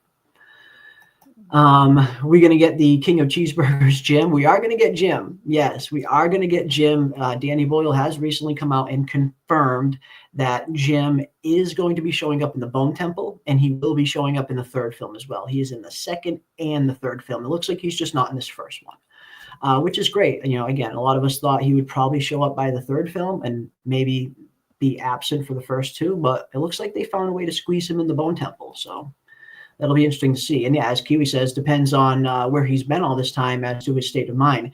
Exactly. What has he been up to for the last 28 years? What has he been through? Is he still with Selena? Is he still with Hannah? Did they survive? Did they die at some point? Did he and Selena end up getting married and have a family? We know that he and Selena very much were falling in love by the end of 28 days later. So yeah, there's so many questions. Where have they been? What have they been doing? And that will very much hopefully give us a better understanding as to what kind of Jim we're going to be getting. What is his state of mind going to look like? What kind of psyche is he going to have? Is he going to be damaged? Is he going to have some trauma from the events of 28 days later? What kind of Jim are we going to be getting is most likely going to depend on where he's been, as you mentioned. Absolutely. And hopefully that's something that they do fill out. I mean, hopefully we do find out his backstory and at least a little bit of where he's been for the last 28 years and why he's never come forward, I guess, is another question. So yeah, we'll see. We shall see. Let's see what else we got. What zombie, if you had to pick it, if the apocalypse happened? 28 years, Dawn of the Dead, or World War Z? Eesh. I mean, just out of those three, probably Dawn of the Dead. I feel like I would have a much better chance of defeating the Dawn of the Dead zombies much easier than the 28 years or the World War Z. I mean, you look at the 28 years later ones and the World War Z ones, they are formidable. They are incredibly fast, incredibly strong, and incredibly ferocious, and their infection is way easier to catch. You get a simple drop of blood anywhere near you and you're infected. And an open cut in your eye, anywhere, you're done. But the Dawn of the Dead zombies, I feel like they're not as formidable of an enemy. So just for me personally, just out of these three picks, give me Dawn of the Dead any day and a nice, good fucking samurai sword, and I'll be good to go. But World War Z and 28 years later, those are much more dangerous infecteds, I think. What about you, PM? Which one would you rather go up against? Well, Jeremy, can you remind me and the chat so that the chat can answer as well? What's the difference between Dawn of the Dead zombies and 28 Year zombies? All right, let me pull this up and we can take a little bit of a look. And people can, maybe I can pull up a poll in the chat, can vote on which one they would rather go up against. This is the Dawn of the Dead zombies. They're not quite as strong. They're not quite as fast. They're not quite as formidable as the zombies or the infected that we see in 28 Days Later or in World War Z. Now, again, they're capable of moving a little bit fast. I mean, the Dawn of the Dead ones did start to run a little bit quicker in those later films, but I guess it depends on what Dawn of the Dead zombies are you referring to. The original kind of George A. Romero kind of zombies or the more recent kind of current ones. But let me pull this up here. We'll take a little bit of a look. But either way, even if it is the more current ones or the old George A. Romero ones, for me, I'm still picking the Dawn of the Dead zombies. I feel like they would be the easiest ones to kind of combat.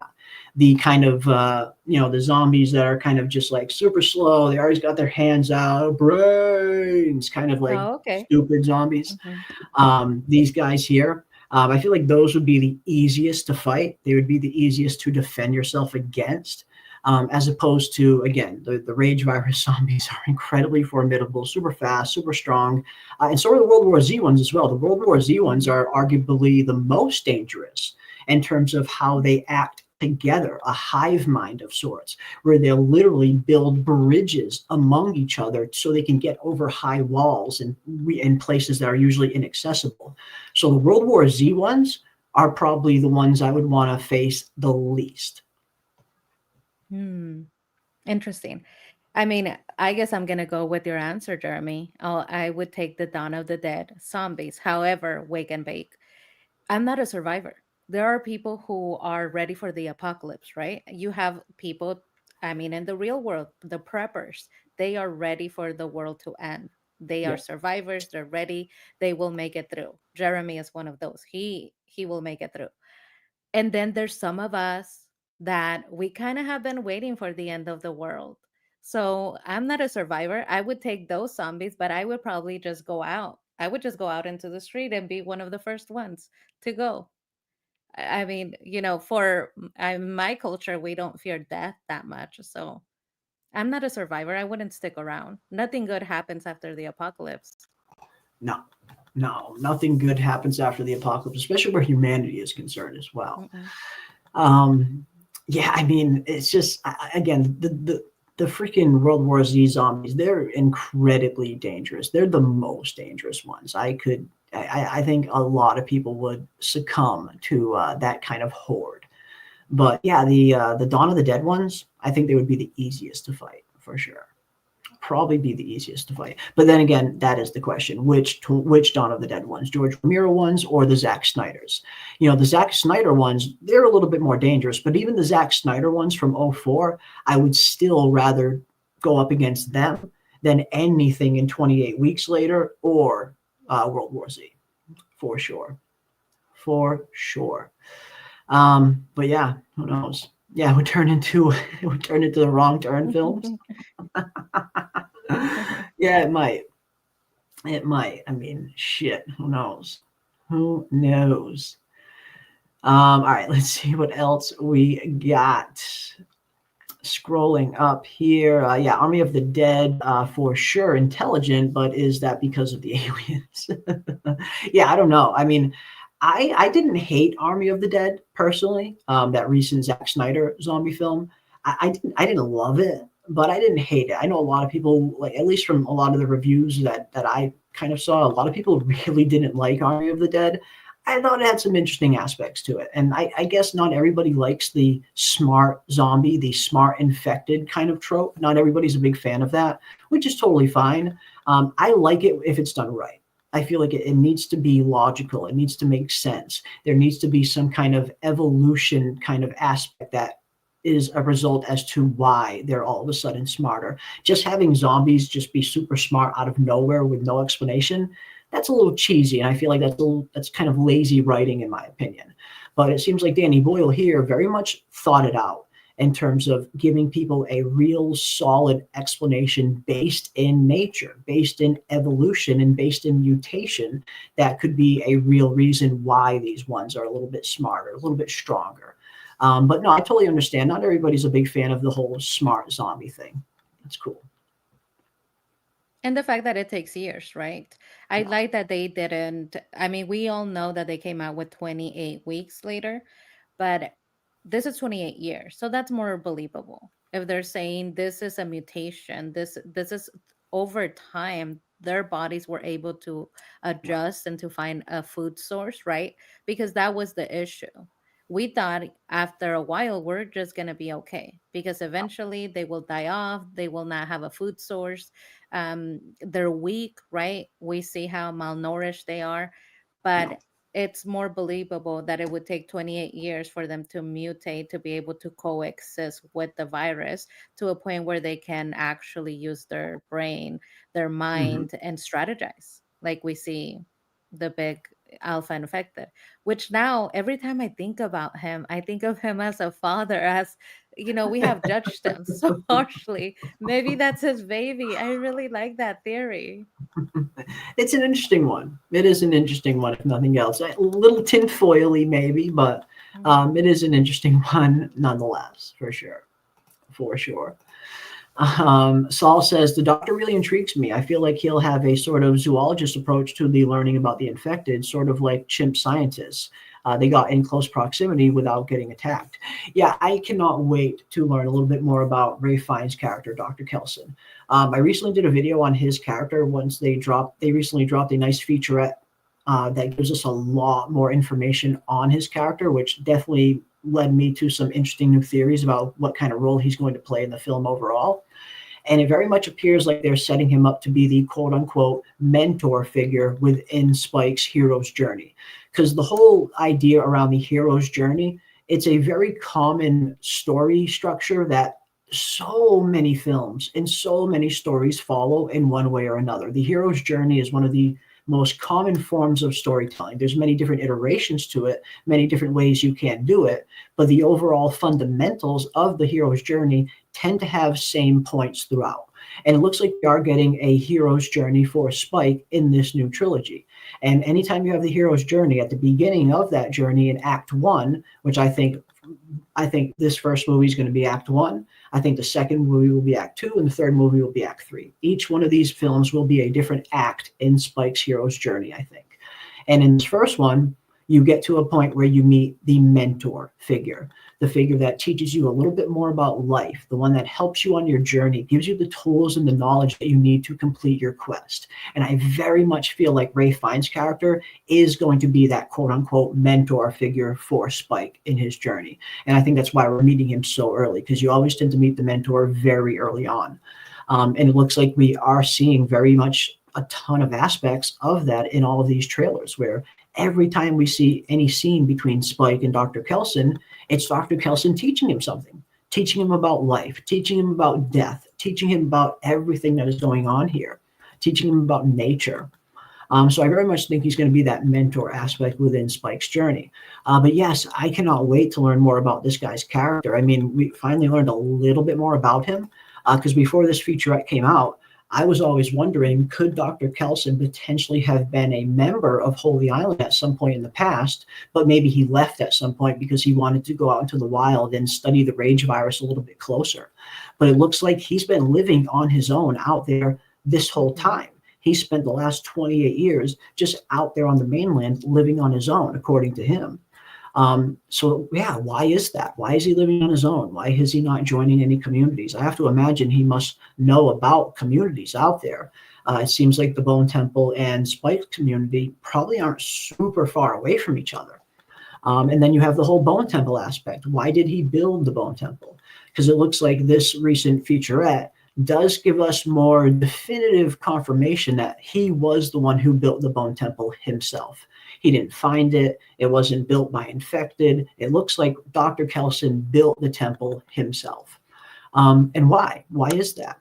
Is it just because he has this kind of affinity and this kind of deep understanding and this deep acceptance for death? So he's building a monument to death?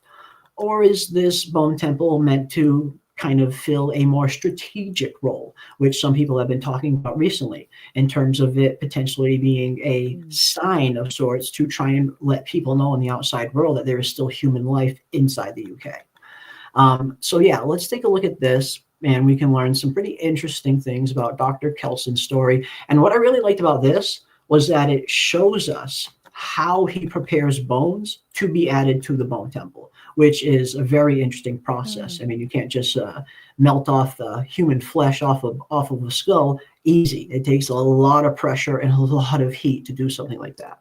And it looks like he has figured out a way to do it out here in the open with his little makeshift steamer of sorts, which is pretty interesting. But no, going into 28 years later, this character, Dr. Kelson, is one of the characters that I am looking forward to learning a little bit more about, probably just as much, if not more, than any other character. Kelson is a doctor, a humanist, a man who is compassionate. I think he's someone who's accepted the fact of death. Do you know the words memento mori? It means remember death. How does he live day to day? How has he survived 28 years alone? I was very impressed by the depth of detail about what he is. You might think he's a creepy guy, but he's a complicated figure.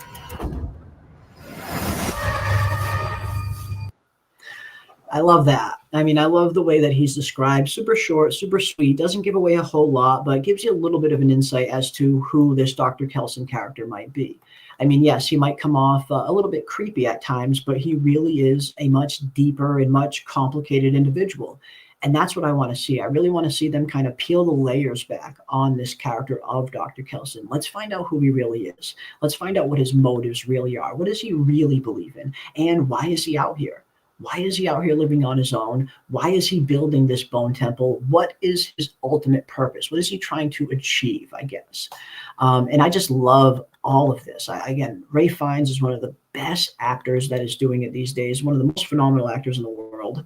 And the fact that he's kind of diving into this role head first has me super excited. But what about you, PM? Are you excited to learn a little bit more about the mysterious Dr. Kelson? For sure, right?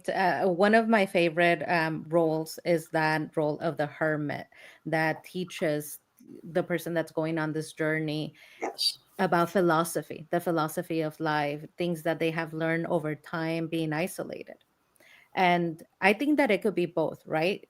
You were discussing if the Bone Temple was just as a monument to death or a strategic building to show that there is life in the mainland, that there's Mhm. intelligent life that is constructing this, because it would take an intelligent life form to construct this, right? Yeah. I think that it could be both. It could be both. Mhm. He describes his character as a humanist. And Yes. while at first look, you look at that description and you see that he is isolated and he has built this bone temple that looks a little macabre and a little gothic, when you look deeper into the aspect of memento mori and Yeah. death, you see that living and dying go hand in hand. Like we have a poem by Jaime Sabinas that says, "All my life, I heard a voice whisper in my ear, live, live, live." Mhm. That voice was death, Ah, because death is what encourages you to live. So he's bringing dignity to these people that have passed by not allowing them to just be discarded, by building this temple and arranging their bones in a way that it's a structure, a monument to life and to death. And by giving them dignity, you can see that he is a humanist, even though he spends his time isolated. I really think that he is not only intriguing, but this is where the philosophy is going to come in, right? Spike is yeah. getting the basic Mhm. tools to survive, to Yeah. hunt from his father, just basic survival skills. But Mhm. the philosophy of life that he's going to Knowledge. need to be able to, exactly, to be able to know what is it that he wants to do in this world. Yeah. How is he going to go about the next two chapters of his life? That's going to come from this character. And I 100% agree. And I think that's a brilliant way to put it, as you stated, where he's learning these physical attributes from his father: hunting, fighting, learning how to survive in the woods, learning how to kill infected. He's learning all these physical skills from his dad, but that's not enough. I mean, if when you're going on these kind of hero's journey, you need every aspect. You need to master every aspect, not just your physical traits, but your emotional traits, your mental traits, your knowledge. And yeah, I 100% agree with you. It seems like his father is filling that one aspect of teaching him how to survive physically, but Dr. Kelson is going to be the one that is helping him to survive mentally and spiritually going forward. So I Mhm. love that kind of contrast between these two characters, where they're both essentially in that mentor kind of status. And with Dr. Kelson in particular, very much playing the kind of quintessential hermit role. And the hermit role is always incredibly genius. He's incredibly wise. He's always a little bit older. It's always a very fun, interesting kind of character Mhm. arc to play with. The old mentor hermit kind of figure. And it looks like he's playing that character to a T here, and he is. He's giving Spike the rest of the tools that he needs to survive, to complete his quest, to go on this journey that he is going to ultimately go on. And I love that. I love that he's getting all of these things along the way. And it very much looks like this is shaping up to be Spike's hero's journey. And if what Danny Boyle stated is true, then it looks like it very much is. He has stated that this is Spike's trilogy. He is the one character that is going to connect all three of these films. Not Jamie, not Jim, not his mother, Spike. This is his story ultimately. And I like that. I mean, as much as I really want to see Aaron Taylor Johnson's Jamie kind of be a main protagonist, which I think he will be, at least for the first two films, ultimately, this is Spike's story. This is his coming of age story, his hero's journey. And I think it's going to be very interesting to see him kind of mature from the beginning of this first film to where he ultimately ends up at the end of the third film. We're, Mhm. like we've talked about in the past, we're going to see a much different Spike that at the beginning of this film compared to the Spike we see just at the end of this film alone, let alone the end of the trilogy. We're going to see a much different Spike. We're going to see him grow. We're going to see him mature. We're going to see him evolve as a character right before our eyes. And that's always a fun character arc to follow, to see this evolution of this character. So I'm looking forward to it. I think centering this trilogy around Spike, ultimately, I think is going to be the better choice. I love how you describe that, Jeremy. It's not enough to survive physically. You have to survive spiritually, because that's what carries you through the journey. Yeah. I love that because it ties it back to the first movie, the first 28 days later, where we see that it's not enough to survive physically, like for Jim. He had to survive spiritually. When he finds out that his mother and father passed and he is at their home, you see him broken down to the point where he doesn't want to keep going. He doesn't want to move, right? Selena keeps telling him, we need to go. This was what it was always going to be. He's broken down. And through Selena and this child that they're not protecting, he finds his human spirit and the will to live, to channel his rage in a way where he may survive. I really like how you describe that. And injustice, right? We know that NATO and the government is also involved in the film. So it's not enough to physically be okay. If you are going to have a journey where you're going to make something of your life, you have to be spiritually okay and mentally strong to be able to fight against injustice.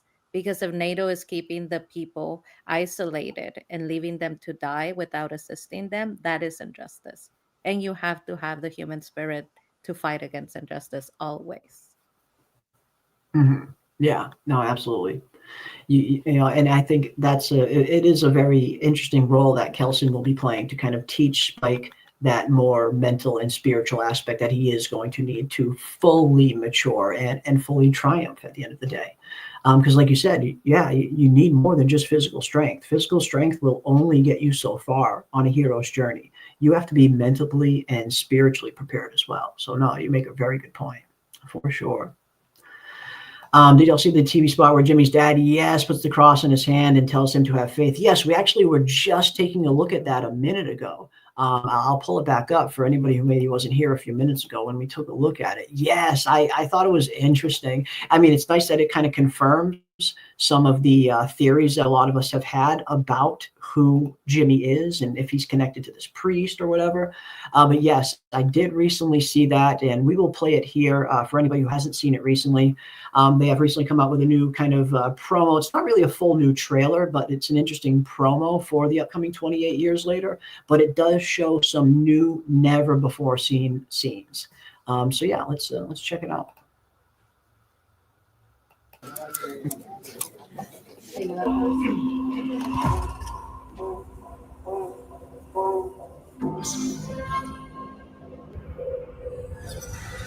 Keep this with you always. Keep this. There it is. We see him handing his son the cross, and he says, keep this with you always. And of course, I mean, like any good filmmaker that, of course, Danny Boyle is, he makes sure to do a nice close-up shot of that cross. That way, when we see it later on in the film, we as the audience can instantly recognize it and identify the character wearing it as Jimmy, which is most likely going to be Jack O'Connell's character. But yes, I love how they're kind of giving us this extra context and giving us a little bit more of this backstory behind who this Jimmy character is. Because again, a lot of people have pointed to this Jimmy character potentially being some kind of cult leader. And if that is the case, this kind of backstory would very much explain it. The kind of religious zealot kind of cult leader that we have seen. And it's kind of a common character type, which I do prefer seeing new stuff. But at some point, there's not you have to kind of lean on some things that fit and that work within the narrative. So as much as this is kind of a trope that has been used many different times, this kind of religious zealot cult leader type, There's many ways to differentiate it, to make it stand out and to make it look completely different from any other iteration that has come before it. And if anyone can do that, it's Danny Boyle and Alex Garland. So I'm very much hoping that if this is a kind of cult-like aspect to the film, it's a little bit different than any other kind of cult-like thing that we've seen in other stuff. I don't want it to be like super similar to all of these same old cult stories. I hope it's a little bit different. But if that is the case, this would be an interesting setup for that Jimmy was growing up like this, growing up with a father like this who was super religious, super kind of faithful, and a little bit kind of zealot, kind of a religious zealot in a sense. Because the father, of course, famously looks at the rage virus as Judgment Day. So he's very much one of those kind of, again, a religious zealot kind of type, I guess you could say. So if that is how Jimmy was brought up, if this was part of his upbringing, you can totally see how it might have influenced him to become the kind of weird cult-like kind of figure that he might potentially go on to be. So it gives us some interesting context to his background. Yeah. And I think that's why we haven't seen him. We have not seen him because he's wearing a priest robe like his father was. And the Because cross. he's now the leader. Yeah.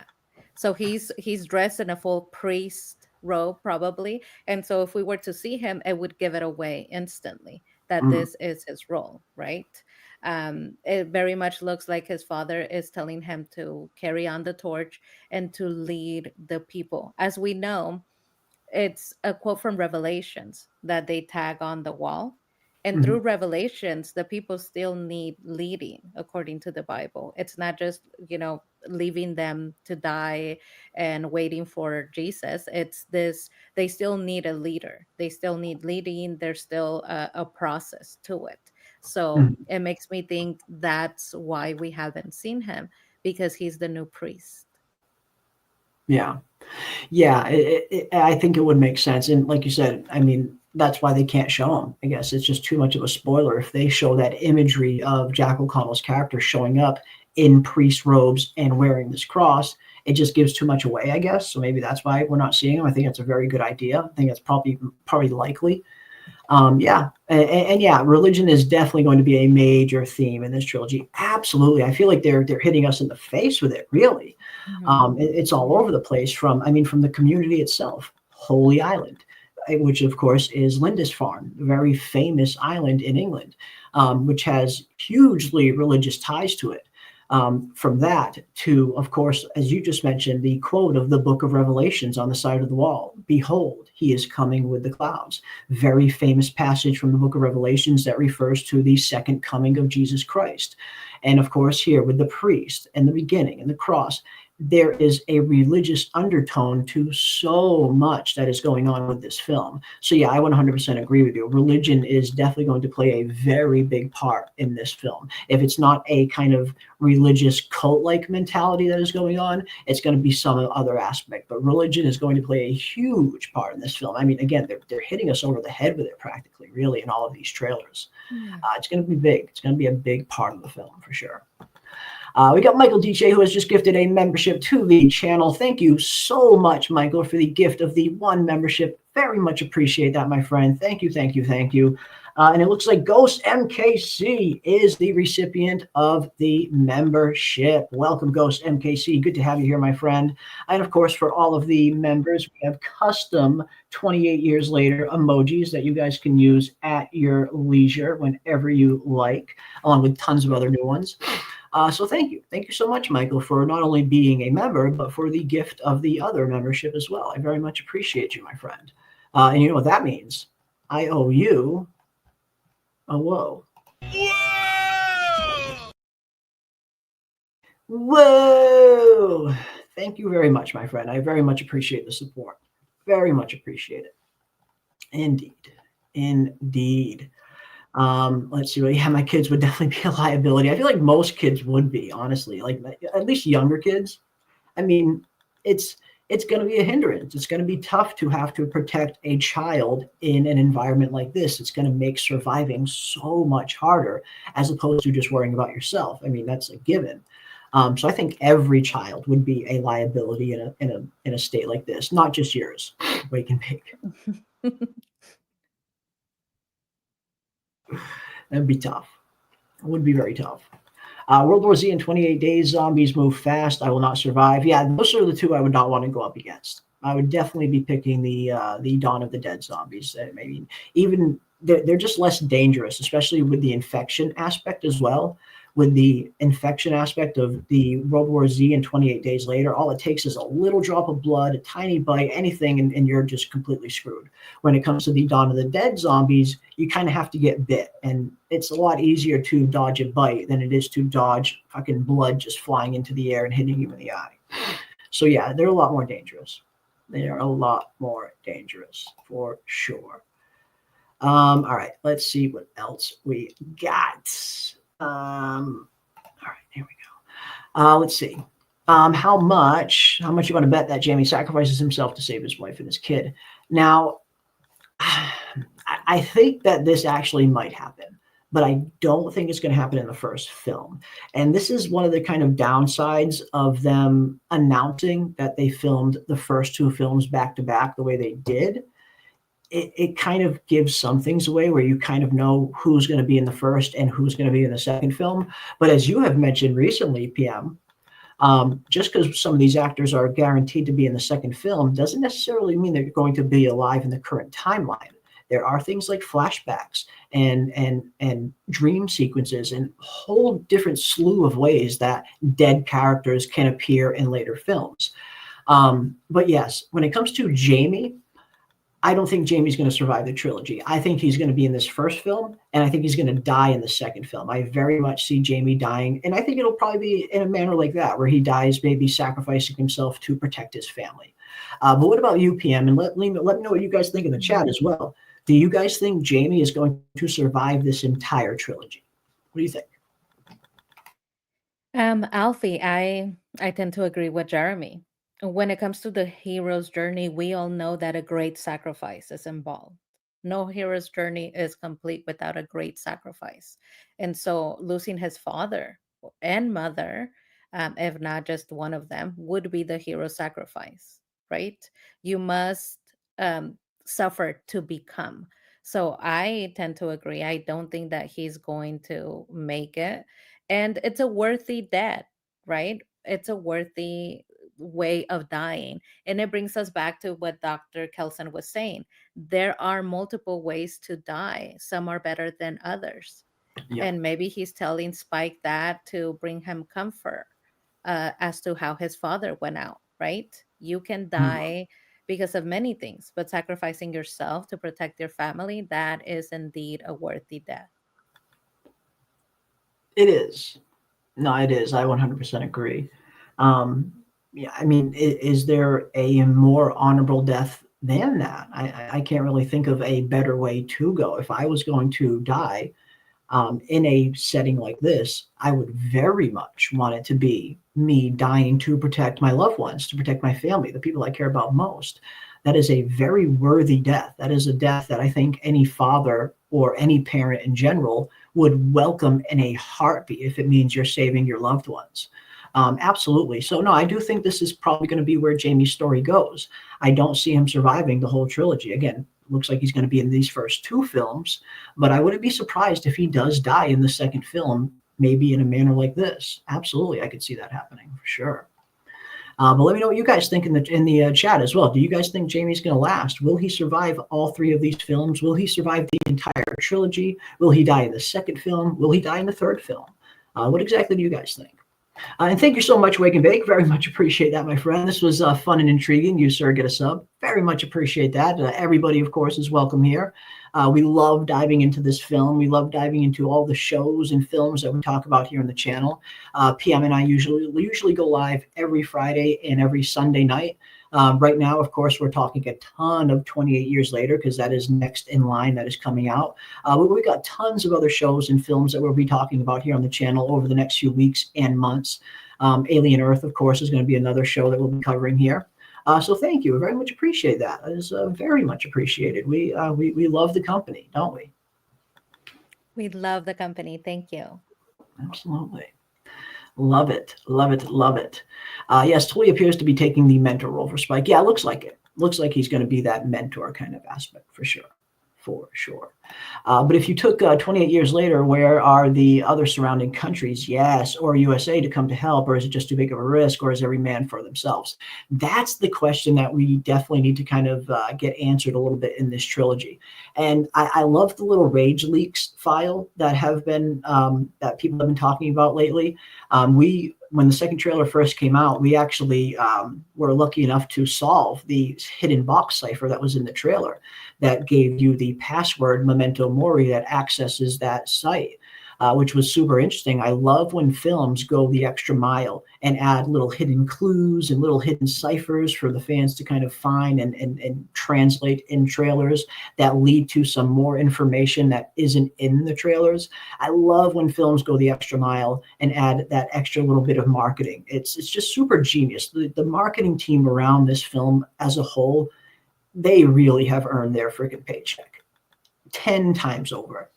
But yes, there is these rage leaks that point to some interesting aspects of what NATO might be doing in the film and how they might be maybe suppressing the truth of what is really going on inside the UK to the rest of the world. Because as far as we know, it's only the UK that is affected with the rage virus. The rest of the world is fine. That's why we have this NATO force that is kind of keeping the quarantine on lockdown. So I wouldn't be surprised if they are lying to the rest of the world and telling the rest of the world that there are no survivors in there, that there is only infected in there. And that's why we see such a ruthlessly enforced quarantine, because they're trying to keep that truth from getting out. But because I've also wondered, if the rest of the world is fine and they know that there are survivors in the UK, why are they not at least attempting to try and rescue them? Or is it, as you mentioned, could it simply just be way too big of a risk? They've seen the quarantine fail once before, which happened in 28 weeks later. They thought they had contained the virus. They thought everything was good. And all of a sudden, boom, it gets started right back up again. So maybe it's one of those aspects where they just don't want to risk it. It's just too big of a risk. If a single drop of this gets out, it could end everything kind of thing. So maybe they're just not risking it. Or maybe it's a little more nefarious. Maybe NATO is actively suppressing what is really going on in there and telling the rest of the world that there are no survivors. Mm-hmm. That's what I tend to think, Wake and Bake. It has to be something where NATO, and it being NATO means that they're all in on it. All of the other countries are in Yep. on suppressing information and keeping these people stuck in this place where they're not getting any assistance, and yet they are trying to survive 28 years by themselves. And the despair, right, of NATO coming in. Imagine the first time that they saw NATO troops coming in, that they expected help from them. And instead, it turned out to be that they were just there to contain them, not to help them. It makes me think that when you ask about the USA and the other countries, the population at large must not know this. That's what I'm thinking. They're Mhm. probably keeping this information from the population at large. The government is lying to them, because even if it's a risk, when you start to think about what NATO is doing, you start to worry. Now it's the UK, but it could be us. The government could do this to us. It could turn on us. And that's Mhm. why it's in best interest to help the UK. Because if it happens to you, then you know what they're going to do. They're going to leave you. And there's always those people, like in the first movie, the humanitarians that want to assist people, that want to help them. Yeah. So I'm thinking they must not know anything about it.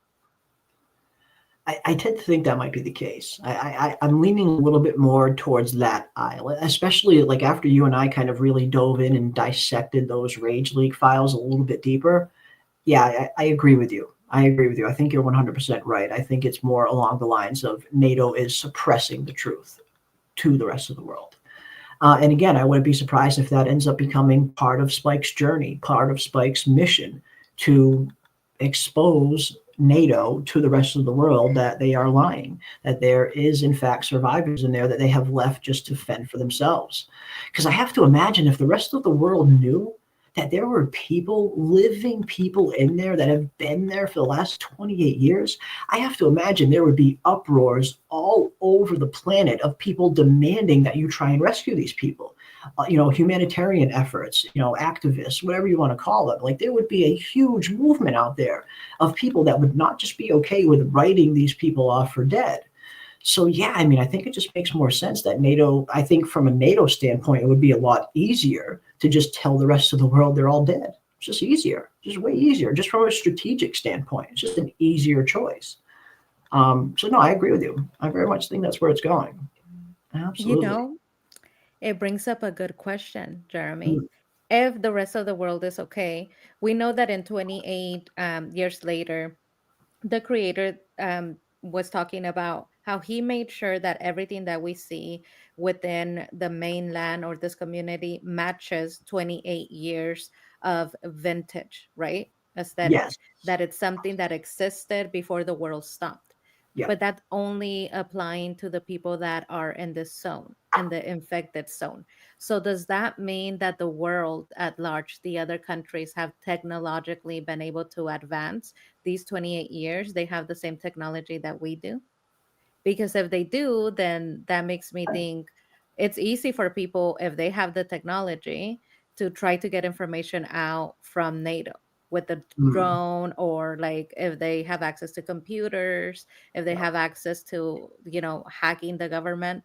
You would Hacking. think that there would be a um resistance, right? And so Yeah. then that brings a whole nother aspect to the film.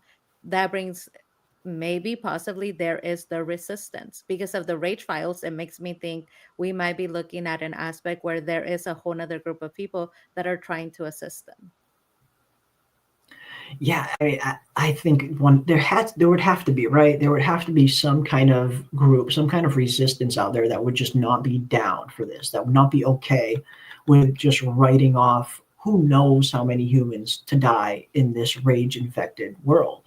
So no, I 100% agree with you. I feel like that is the more logical explanation, that NATO is just suppressing the truth.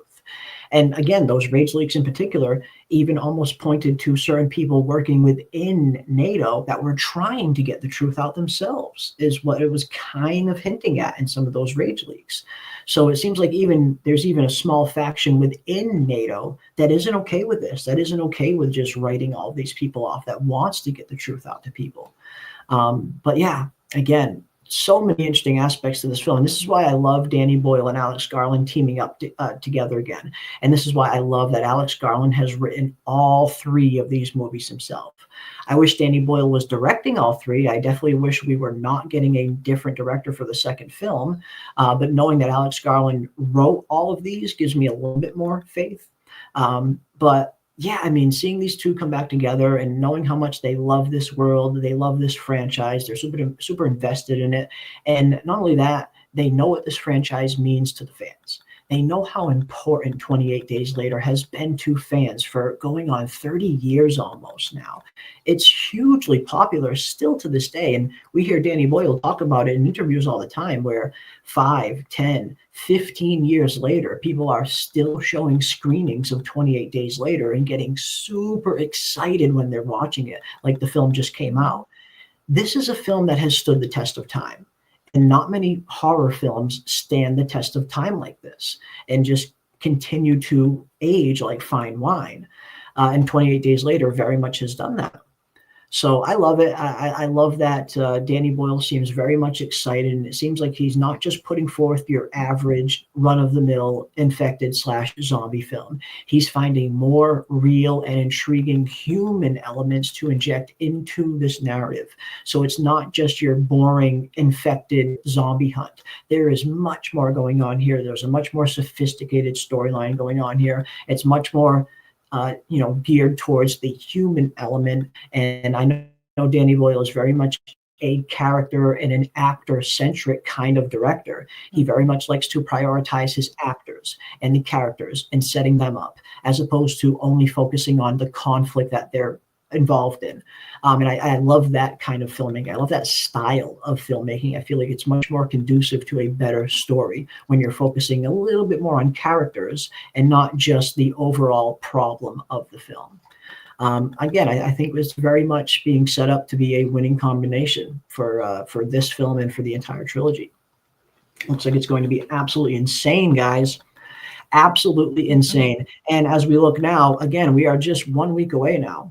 1 week. Well, I'm on the East Coast, so I am less than 1 week away now. I am just 6 days away now from 28 years later. 6 friggin' days. Love it. Absolutely love it. The first Zombieland movie was way better movie than World War Z movie. Zombieland. Zombieland at least had some really, really good comedy in it, if nothing else. I'll agree with you there, Brandon. Woody Harrelson was absolutely hilarious in Zombieland, and so was Jesse Eisenberg even for a little bit as well. So, I mean, I can understand if somebody might like Zombieland more than World War Z. From what I hear, the World War Z book is far superior to the film. I've only seen the film. I haven't had a chance to read the book yet. I actually have the book. I just haven't gotten around to reading it yet. I will at some point. But from what I hear, the World War Z book is way better, and the film doesn't do it a lot of justice, at least from what I've heard. Again, I haven't read it myself yet. Did you see World War Z, that big zombie film? No? I didn't. I didn't. Sorry. I mean, you didn't miss much special, unfortunately. At least in my opinion, it was starring Brad Pitt. They're meant to be doing a second one at some point. There's supposed to be a World War Z 2, and it was this film that was so hyped up. Like, there was so much hype around World War Z when it was getting filmed, before it was coming out. Like, there was so much hype around it. A lot of hype for a film like this, and then it came out, and from what I gather, it didn't really remain super faithful to the book, at least from what I've heard from people who read the book. Again, I don't know personally. I have not read the book myself, but just talking to people who have read the book, they said it doesn't really do it justice, which is unfortunate. So I can't wait to read it at least and see the differences. And yeah, the World War Z ones, they didn't seem realistic. And that was a big problem of the Infected in that film. Unless you had a close-up shot where you were seeing like an actual physical aesthetics of the zombie, it just didn't look scary, because half of that film, hell, 3/4 of that film was all just horrible CGI, incredibly horribly done CGI in World War Z. So yeah, they don't come across as anywhere near as realistic. It almost looks like it's a bunch of freaking ants forming a fucking bridge, like it's a big ant farm. It wasn't very scary. It wasn't very realistic. I do agree, 100%. But again, that is what I like about 28 years later. Looks like this is looking much more realistic, much more grounded, much more down to earth, much more something that you would actually potentially see in a setting like this. And I like that. I like how Danny Boyle and Alex Garland are keeping this grounded, if nothing else. So should be fun. Should be fun. But yeah, here we are, guys. Here we are, just less than a week away now from 28 years later. And of course, let me know what you guys think in the chat as well. Are you going to be going to see this in theaters, or are you going to wait until this is on a streaming service, or what are you guys going to be doing? Because of course, I mean, even though it is premiering in theaters, at some point down the line, a few weeks or a few months later, it will eventually be on some kind of streaming service. And I know a lot of people nowadays who don't even go to the theater. They just wait for it to arrive on HBO Max or Netflix or Amazon or wherever it ends up landing.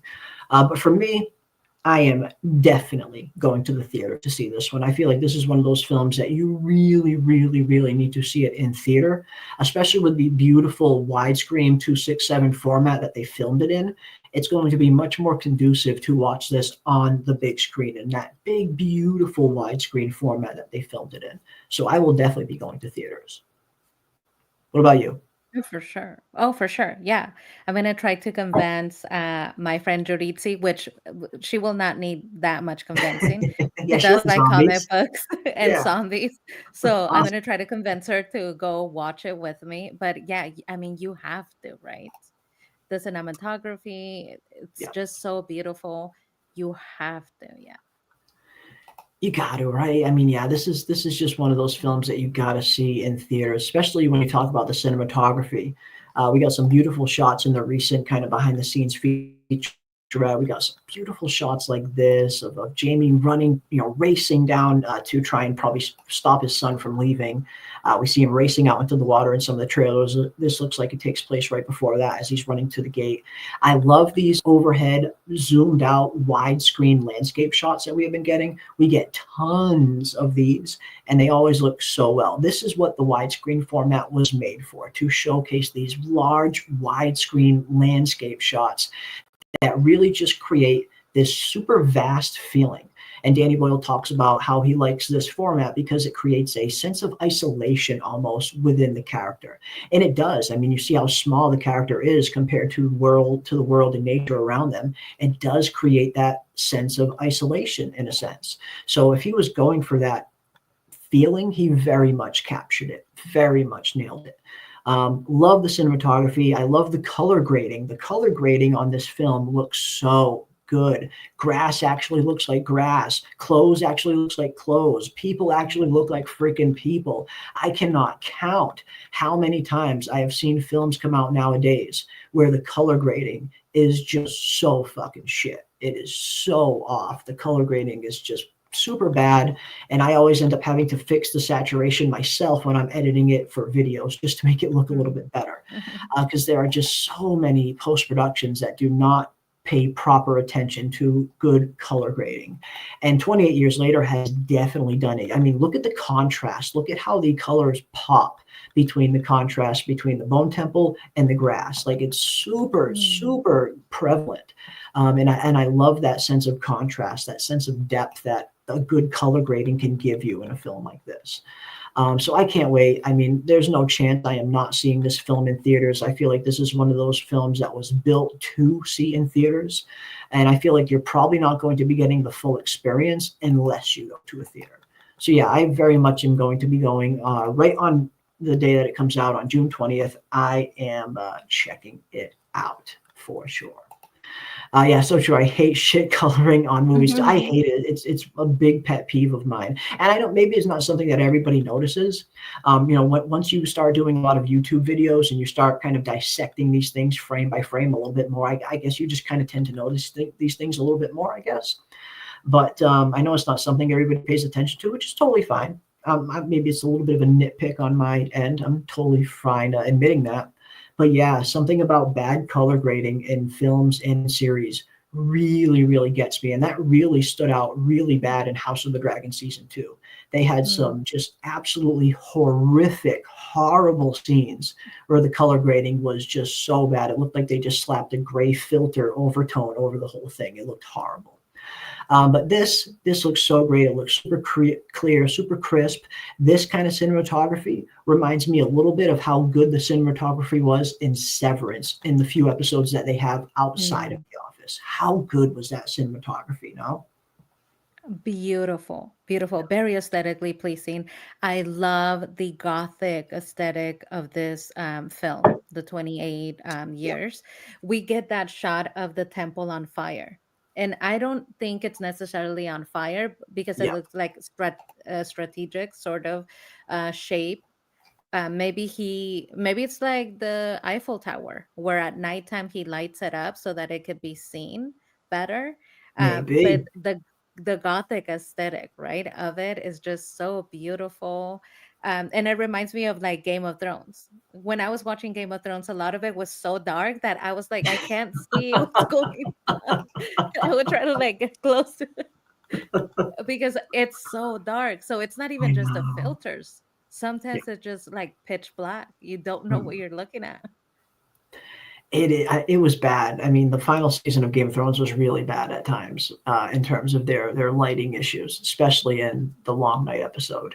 And then when you hear them come out weeks or months later with the bullshit excuse of, oh, people that were watching it didn't have their TV set to the right setting. It's like, motherfucker, if you're putting out a show that is requiring people to put specific specific settings on their TV, you are doing something wrong. You are asking way too much of your audience at that point. That is ridiculous. No other show requires that. You're crazy. Just admit you fucked up and move on. People will respect you a little bit more than this bullshit excuse you're giving us now. I'll never forget that excuse. Oh, you people just didn't have your TV set to the right setting. Fuck you with a big fuck you. Are you kidding me? What kind of excuse is that? Just admit you fucked up. People will respect you a lot more if you just admit it. I'll never forget that excuse. One of the most ridiculous excuses I've ever seen in film history. But yeah, and maybe that's where it's born from, seeing how bad Game of Thrones really was and the color grading issues in those final few seasons. Maybe that is where it kind of stems from, because I have been a stickler for good and bad color grading ever since. Like I really hate seeing bad color grading within a film or a series. It can really ruin it for me now. So thank you, Game of Thrones. I am forever fucking scarred. Forever fucking scarred. And yeah, shame on you. So. Yeah, well, shame on Jeremy them. is such a patient person. I've never heard him be so upset. But the color grading, it's the color grading. That's it. That's the trigger, I guess. It's fucking color grading. But no, it's just, it takes me out of a film or a series so quick when I see because these are simple, lazy mistakes that are very easily fixed. And I think that's why it gets to me so much, because it shows a lack of care, a lack of attention to detail in the post-production editing room. And that is when you create your film. Like, yes, principal photography gets you all the shots that you need, but a film isn't a movie until it goes through post-production in the editing room. That is what makes a film a movie. And that is the most important aspect of the filmmaking process. And when I see people or when I see studios or projects kind of glaze through that, not pay close attention to detail, for me, it just shows a lack of caring for the product that you're putting out. So yeah, I'm a huge stickler for bad color grading, because it's something that can very much be super easily held. I can fix it with my rudimentary editing tools that I use to make my freaking videos. You mean to tell me you can't fix it with all this fucking sophisticated equipment you have for a big Hollywood edit? Give me a break. It just shows a lack of creativity, a lack of attention to detail, and again, a lack of caring. So yeah, it's a big kind of turn off for me when I see something as simple as color grading getting fucked up royally. But that's just me. That is just me. But yeah, looks like some of you are going to go be seeing this in the theaters as well. Minerva is going to see it in the theaters. Awesome. Looks like Wake and Bake definitely going to see it in the theaters as well. I know I am. I know PM is definitely going to go see it in the theaters. And again, I feel like this is one that is definitely going to be a much better experience seeing it in the theater compared to seeing it, when it comes out on streaming service or sailing the high seas. This is a theater-worthy film. And yeah, looks great. Kiwi going to see it in theaters as well. Awesome. And yeah, it looks pretty sick when it's lit up like this. And yeah, I mean, at first we were wondering, is it on fire? Is it maybe fireflies kind of flying around it? But as you mentioned, I think your idea is probably the most accurate, or probably the best one I've heard yet, that this is just being lit up by Dr. Kelson. There are certain aspects, certain things that he built into the bone temple that he can light up. And if that is the case, yes, maybe it is, so it will be seen easier from outside of the quarantine zone, which could potentially add even more evidence to NATO suppressing the truth about what is really going on here. So I love that idea. Mm-hmm. Love that idea. Yeah. And we have the influence. I feel like this is Parisian in nature, because we have the Paris catacombs as an influence for the building itself of the temple. But then we have the Eiffel Tower at night. The Eiffel Tower lights up in this manner at nighttime, every night. So perhaps, and we know that the doctor, right? He seems to be highly educated. He seems to be very much into philosophy. So maybe he used that sort of inspiration. He's inspired by Parisian architecture. Yeah, could totally see that.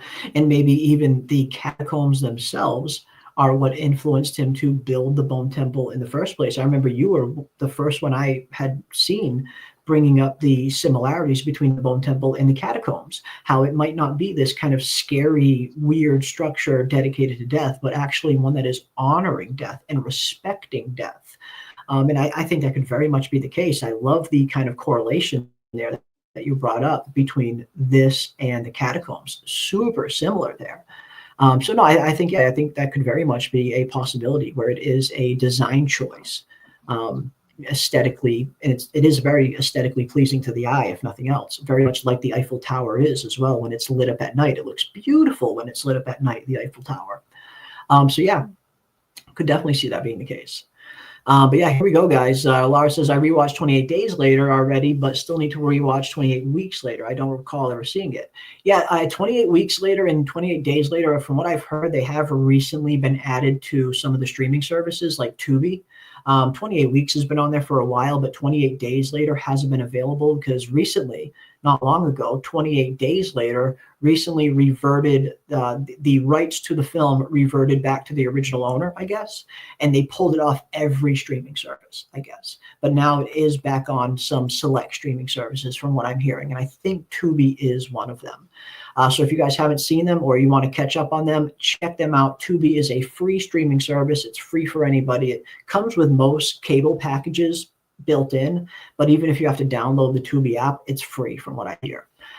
So yeah, check it out. And if and for you, Laura Butler, checking out 28 Weeks Later, one thing that you might actually like when watching it, our good pal from Boyd himself is actually in the film.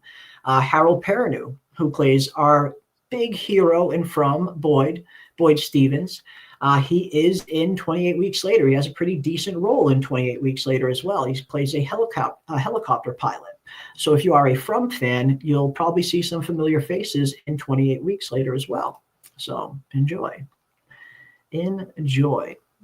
But yeah, cannot wait. Yeah. Oh yeah. Did you have the audio about the bells and the rage leaks? Yeah, I saw that. Yeah, we looked at all the rage leaks a while back. I remember when the second trailer first came out, we kind of spotted and translated the box cipher super early on that translated to Memento Mori, which was the password for that site. And yeah, we've been taking a closer look at them every now and then. And yeah, the bells audio is pretty interesting, and the little bit of dialogue that's attached to it, wondering why they're hearing these bells.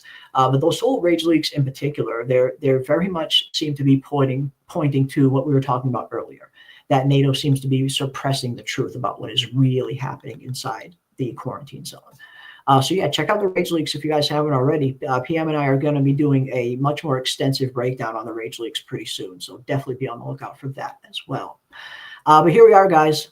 28 years later is just around the corner now. We are less than 1 week away, or at least if you're on the East Coast, we are less than 1 week away from 28 years later.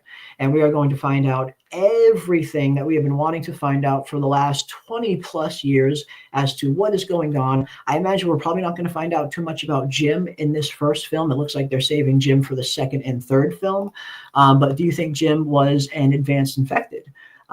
He freed the infected on the courtyard and almost had a mutual understanding, and he never directly,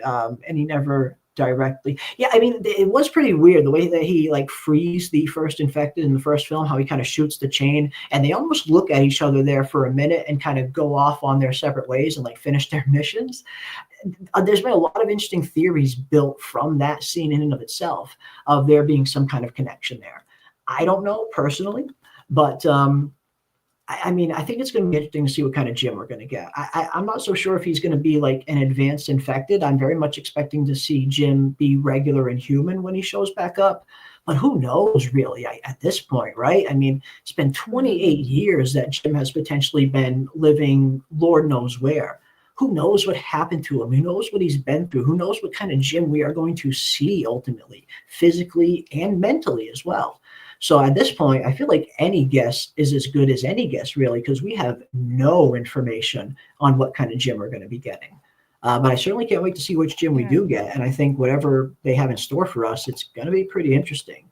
And knowing that Cillian Murphy is coming back and what a phenomenal actor he is, I have a feeling he's going to knock this role right out of the park, especially considering how important this role was to him. This role started his film career. Nobody knew who Cillian Murphy was before 28 Days Later. This literally launched him into the mainstream, and he's created such a brilliant career from this film. So I have to imagine this character holds a very special place in his heart. So I think we're going to get a special performance from Cillian. Yeah. And I like David, I like that theory. When and Jeremy, you made this observation, but Jim was acting like he was infected with the virus because he was so full of rage when he was Yeah, trying to save the woman and child that he was trying to save. So yeah. Even perhaps Selena thought he this was. exactly. So perhaps the soldier that was infected also saw that rage in him, and it was undetectable that it wasn't from the virus, that it was just his human rage. Perhaps if Mm. you're so full of rage, it's, you can't tell the difference, maybe. Maybe. Well, and we've also wondered, well, why rage virus victims don't attack each other. But for some reason, it seems that infected rage virus victims will attack carriers. And carriers have the rage virus in them. They just don't show any of the symptoms. So maybe it's not the symptoms that the rage virus recognize within each other. Maybe it's the rage in and of itself. And maybe that could be, much to your points, David, maybe that could play into what we saw there. Maybe the infected recognized the rage within Jim and kind of thought he was one of his own. Maybe it's not the actual infection they pick up on, but again, the rage itself. And maybe that's why the carriers end up getting attacked by the infected, because they don't showcase that rage. So no, I think that's an interesting idea, and it's an interesting question for sure. Yeah, who knows? I guess we'll find out. I guess we shall find out. But that is going to do it for us tonight, guys, on this fine Friday evening. I very much appreciate each and every one of you always for coming and hanging out with us. We love doing this. We will, of course, will be talking all things 28 years later for the next week leading up to when the film comes out. And after the film does come out, we'll be doing tons of live discussions. And I cannot wait to hear each and every one of your thoughts and predictions for the next film. Can't wait to see what you guys think of this film, where you think the trilogy is going to go. We are going to be talking all things 28 years later, definitely for a little while. I mean, we'll be talking about it for a while. We're not just going to stop talking 28 years later right after the film comes out, because then, of course, there's tons to theorize on in terms of what are we going to get in the second film. So I cannot wait to see what happens in this first one, cannot wait to see how it ends and how it sets up the Bone Temple. So we will be right here talking about all of it. And again, I can't wait to hear each and every one of your thoughts and your predictions on where the rest of this franchise is going to go. You ready, PM? You ready, chat? We are just 6 days away now, guys. So ready. Boots, boots, boots. Bring on the boots. Bring on the boots, indeed. And again, big thank you to each and every one of you. If you haven't already, definitely consider joining our Discord, where we are always talking tons of 28 years later and all of the other shows and films that we talk about here on this channel. And of course, I will always be throwing advanced links into all of the content that we upload on the channel in the Discord before I post it anywhere else. So if anyone's in the Discord, you'll get notified before anyone else that we are uploading content. Because I know how the YouTube notification system doesn't always work 100% of the time for everybody, which is unfortunate. But again, big thank you to each and every one of you for joining us on this fine evening. Stay safe out there, ladies and gents, in this crazy world we find ourselves in. Watch out for those rage virus and victims. Keep those tinfoil hats on, folks, and we will see you on the next one.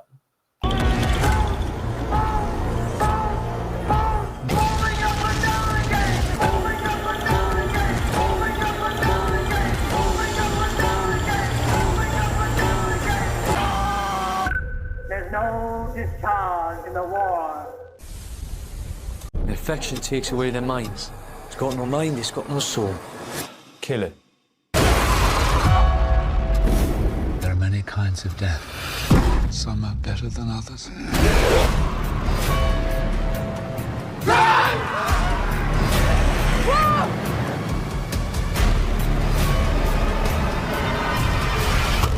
He's yours. 7, 6, 11, 5, 9 and 20 miles today, 4, 11, 17, 32 the day before. Boost, boost, boost, boost, moving up and down again. There's no discharge in the war. Keep from going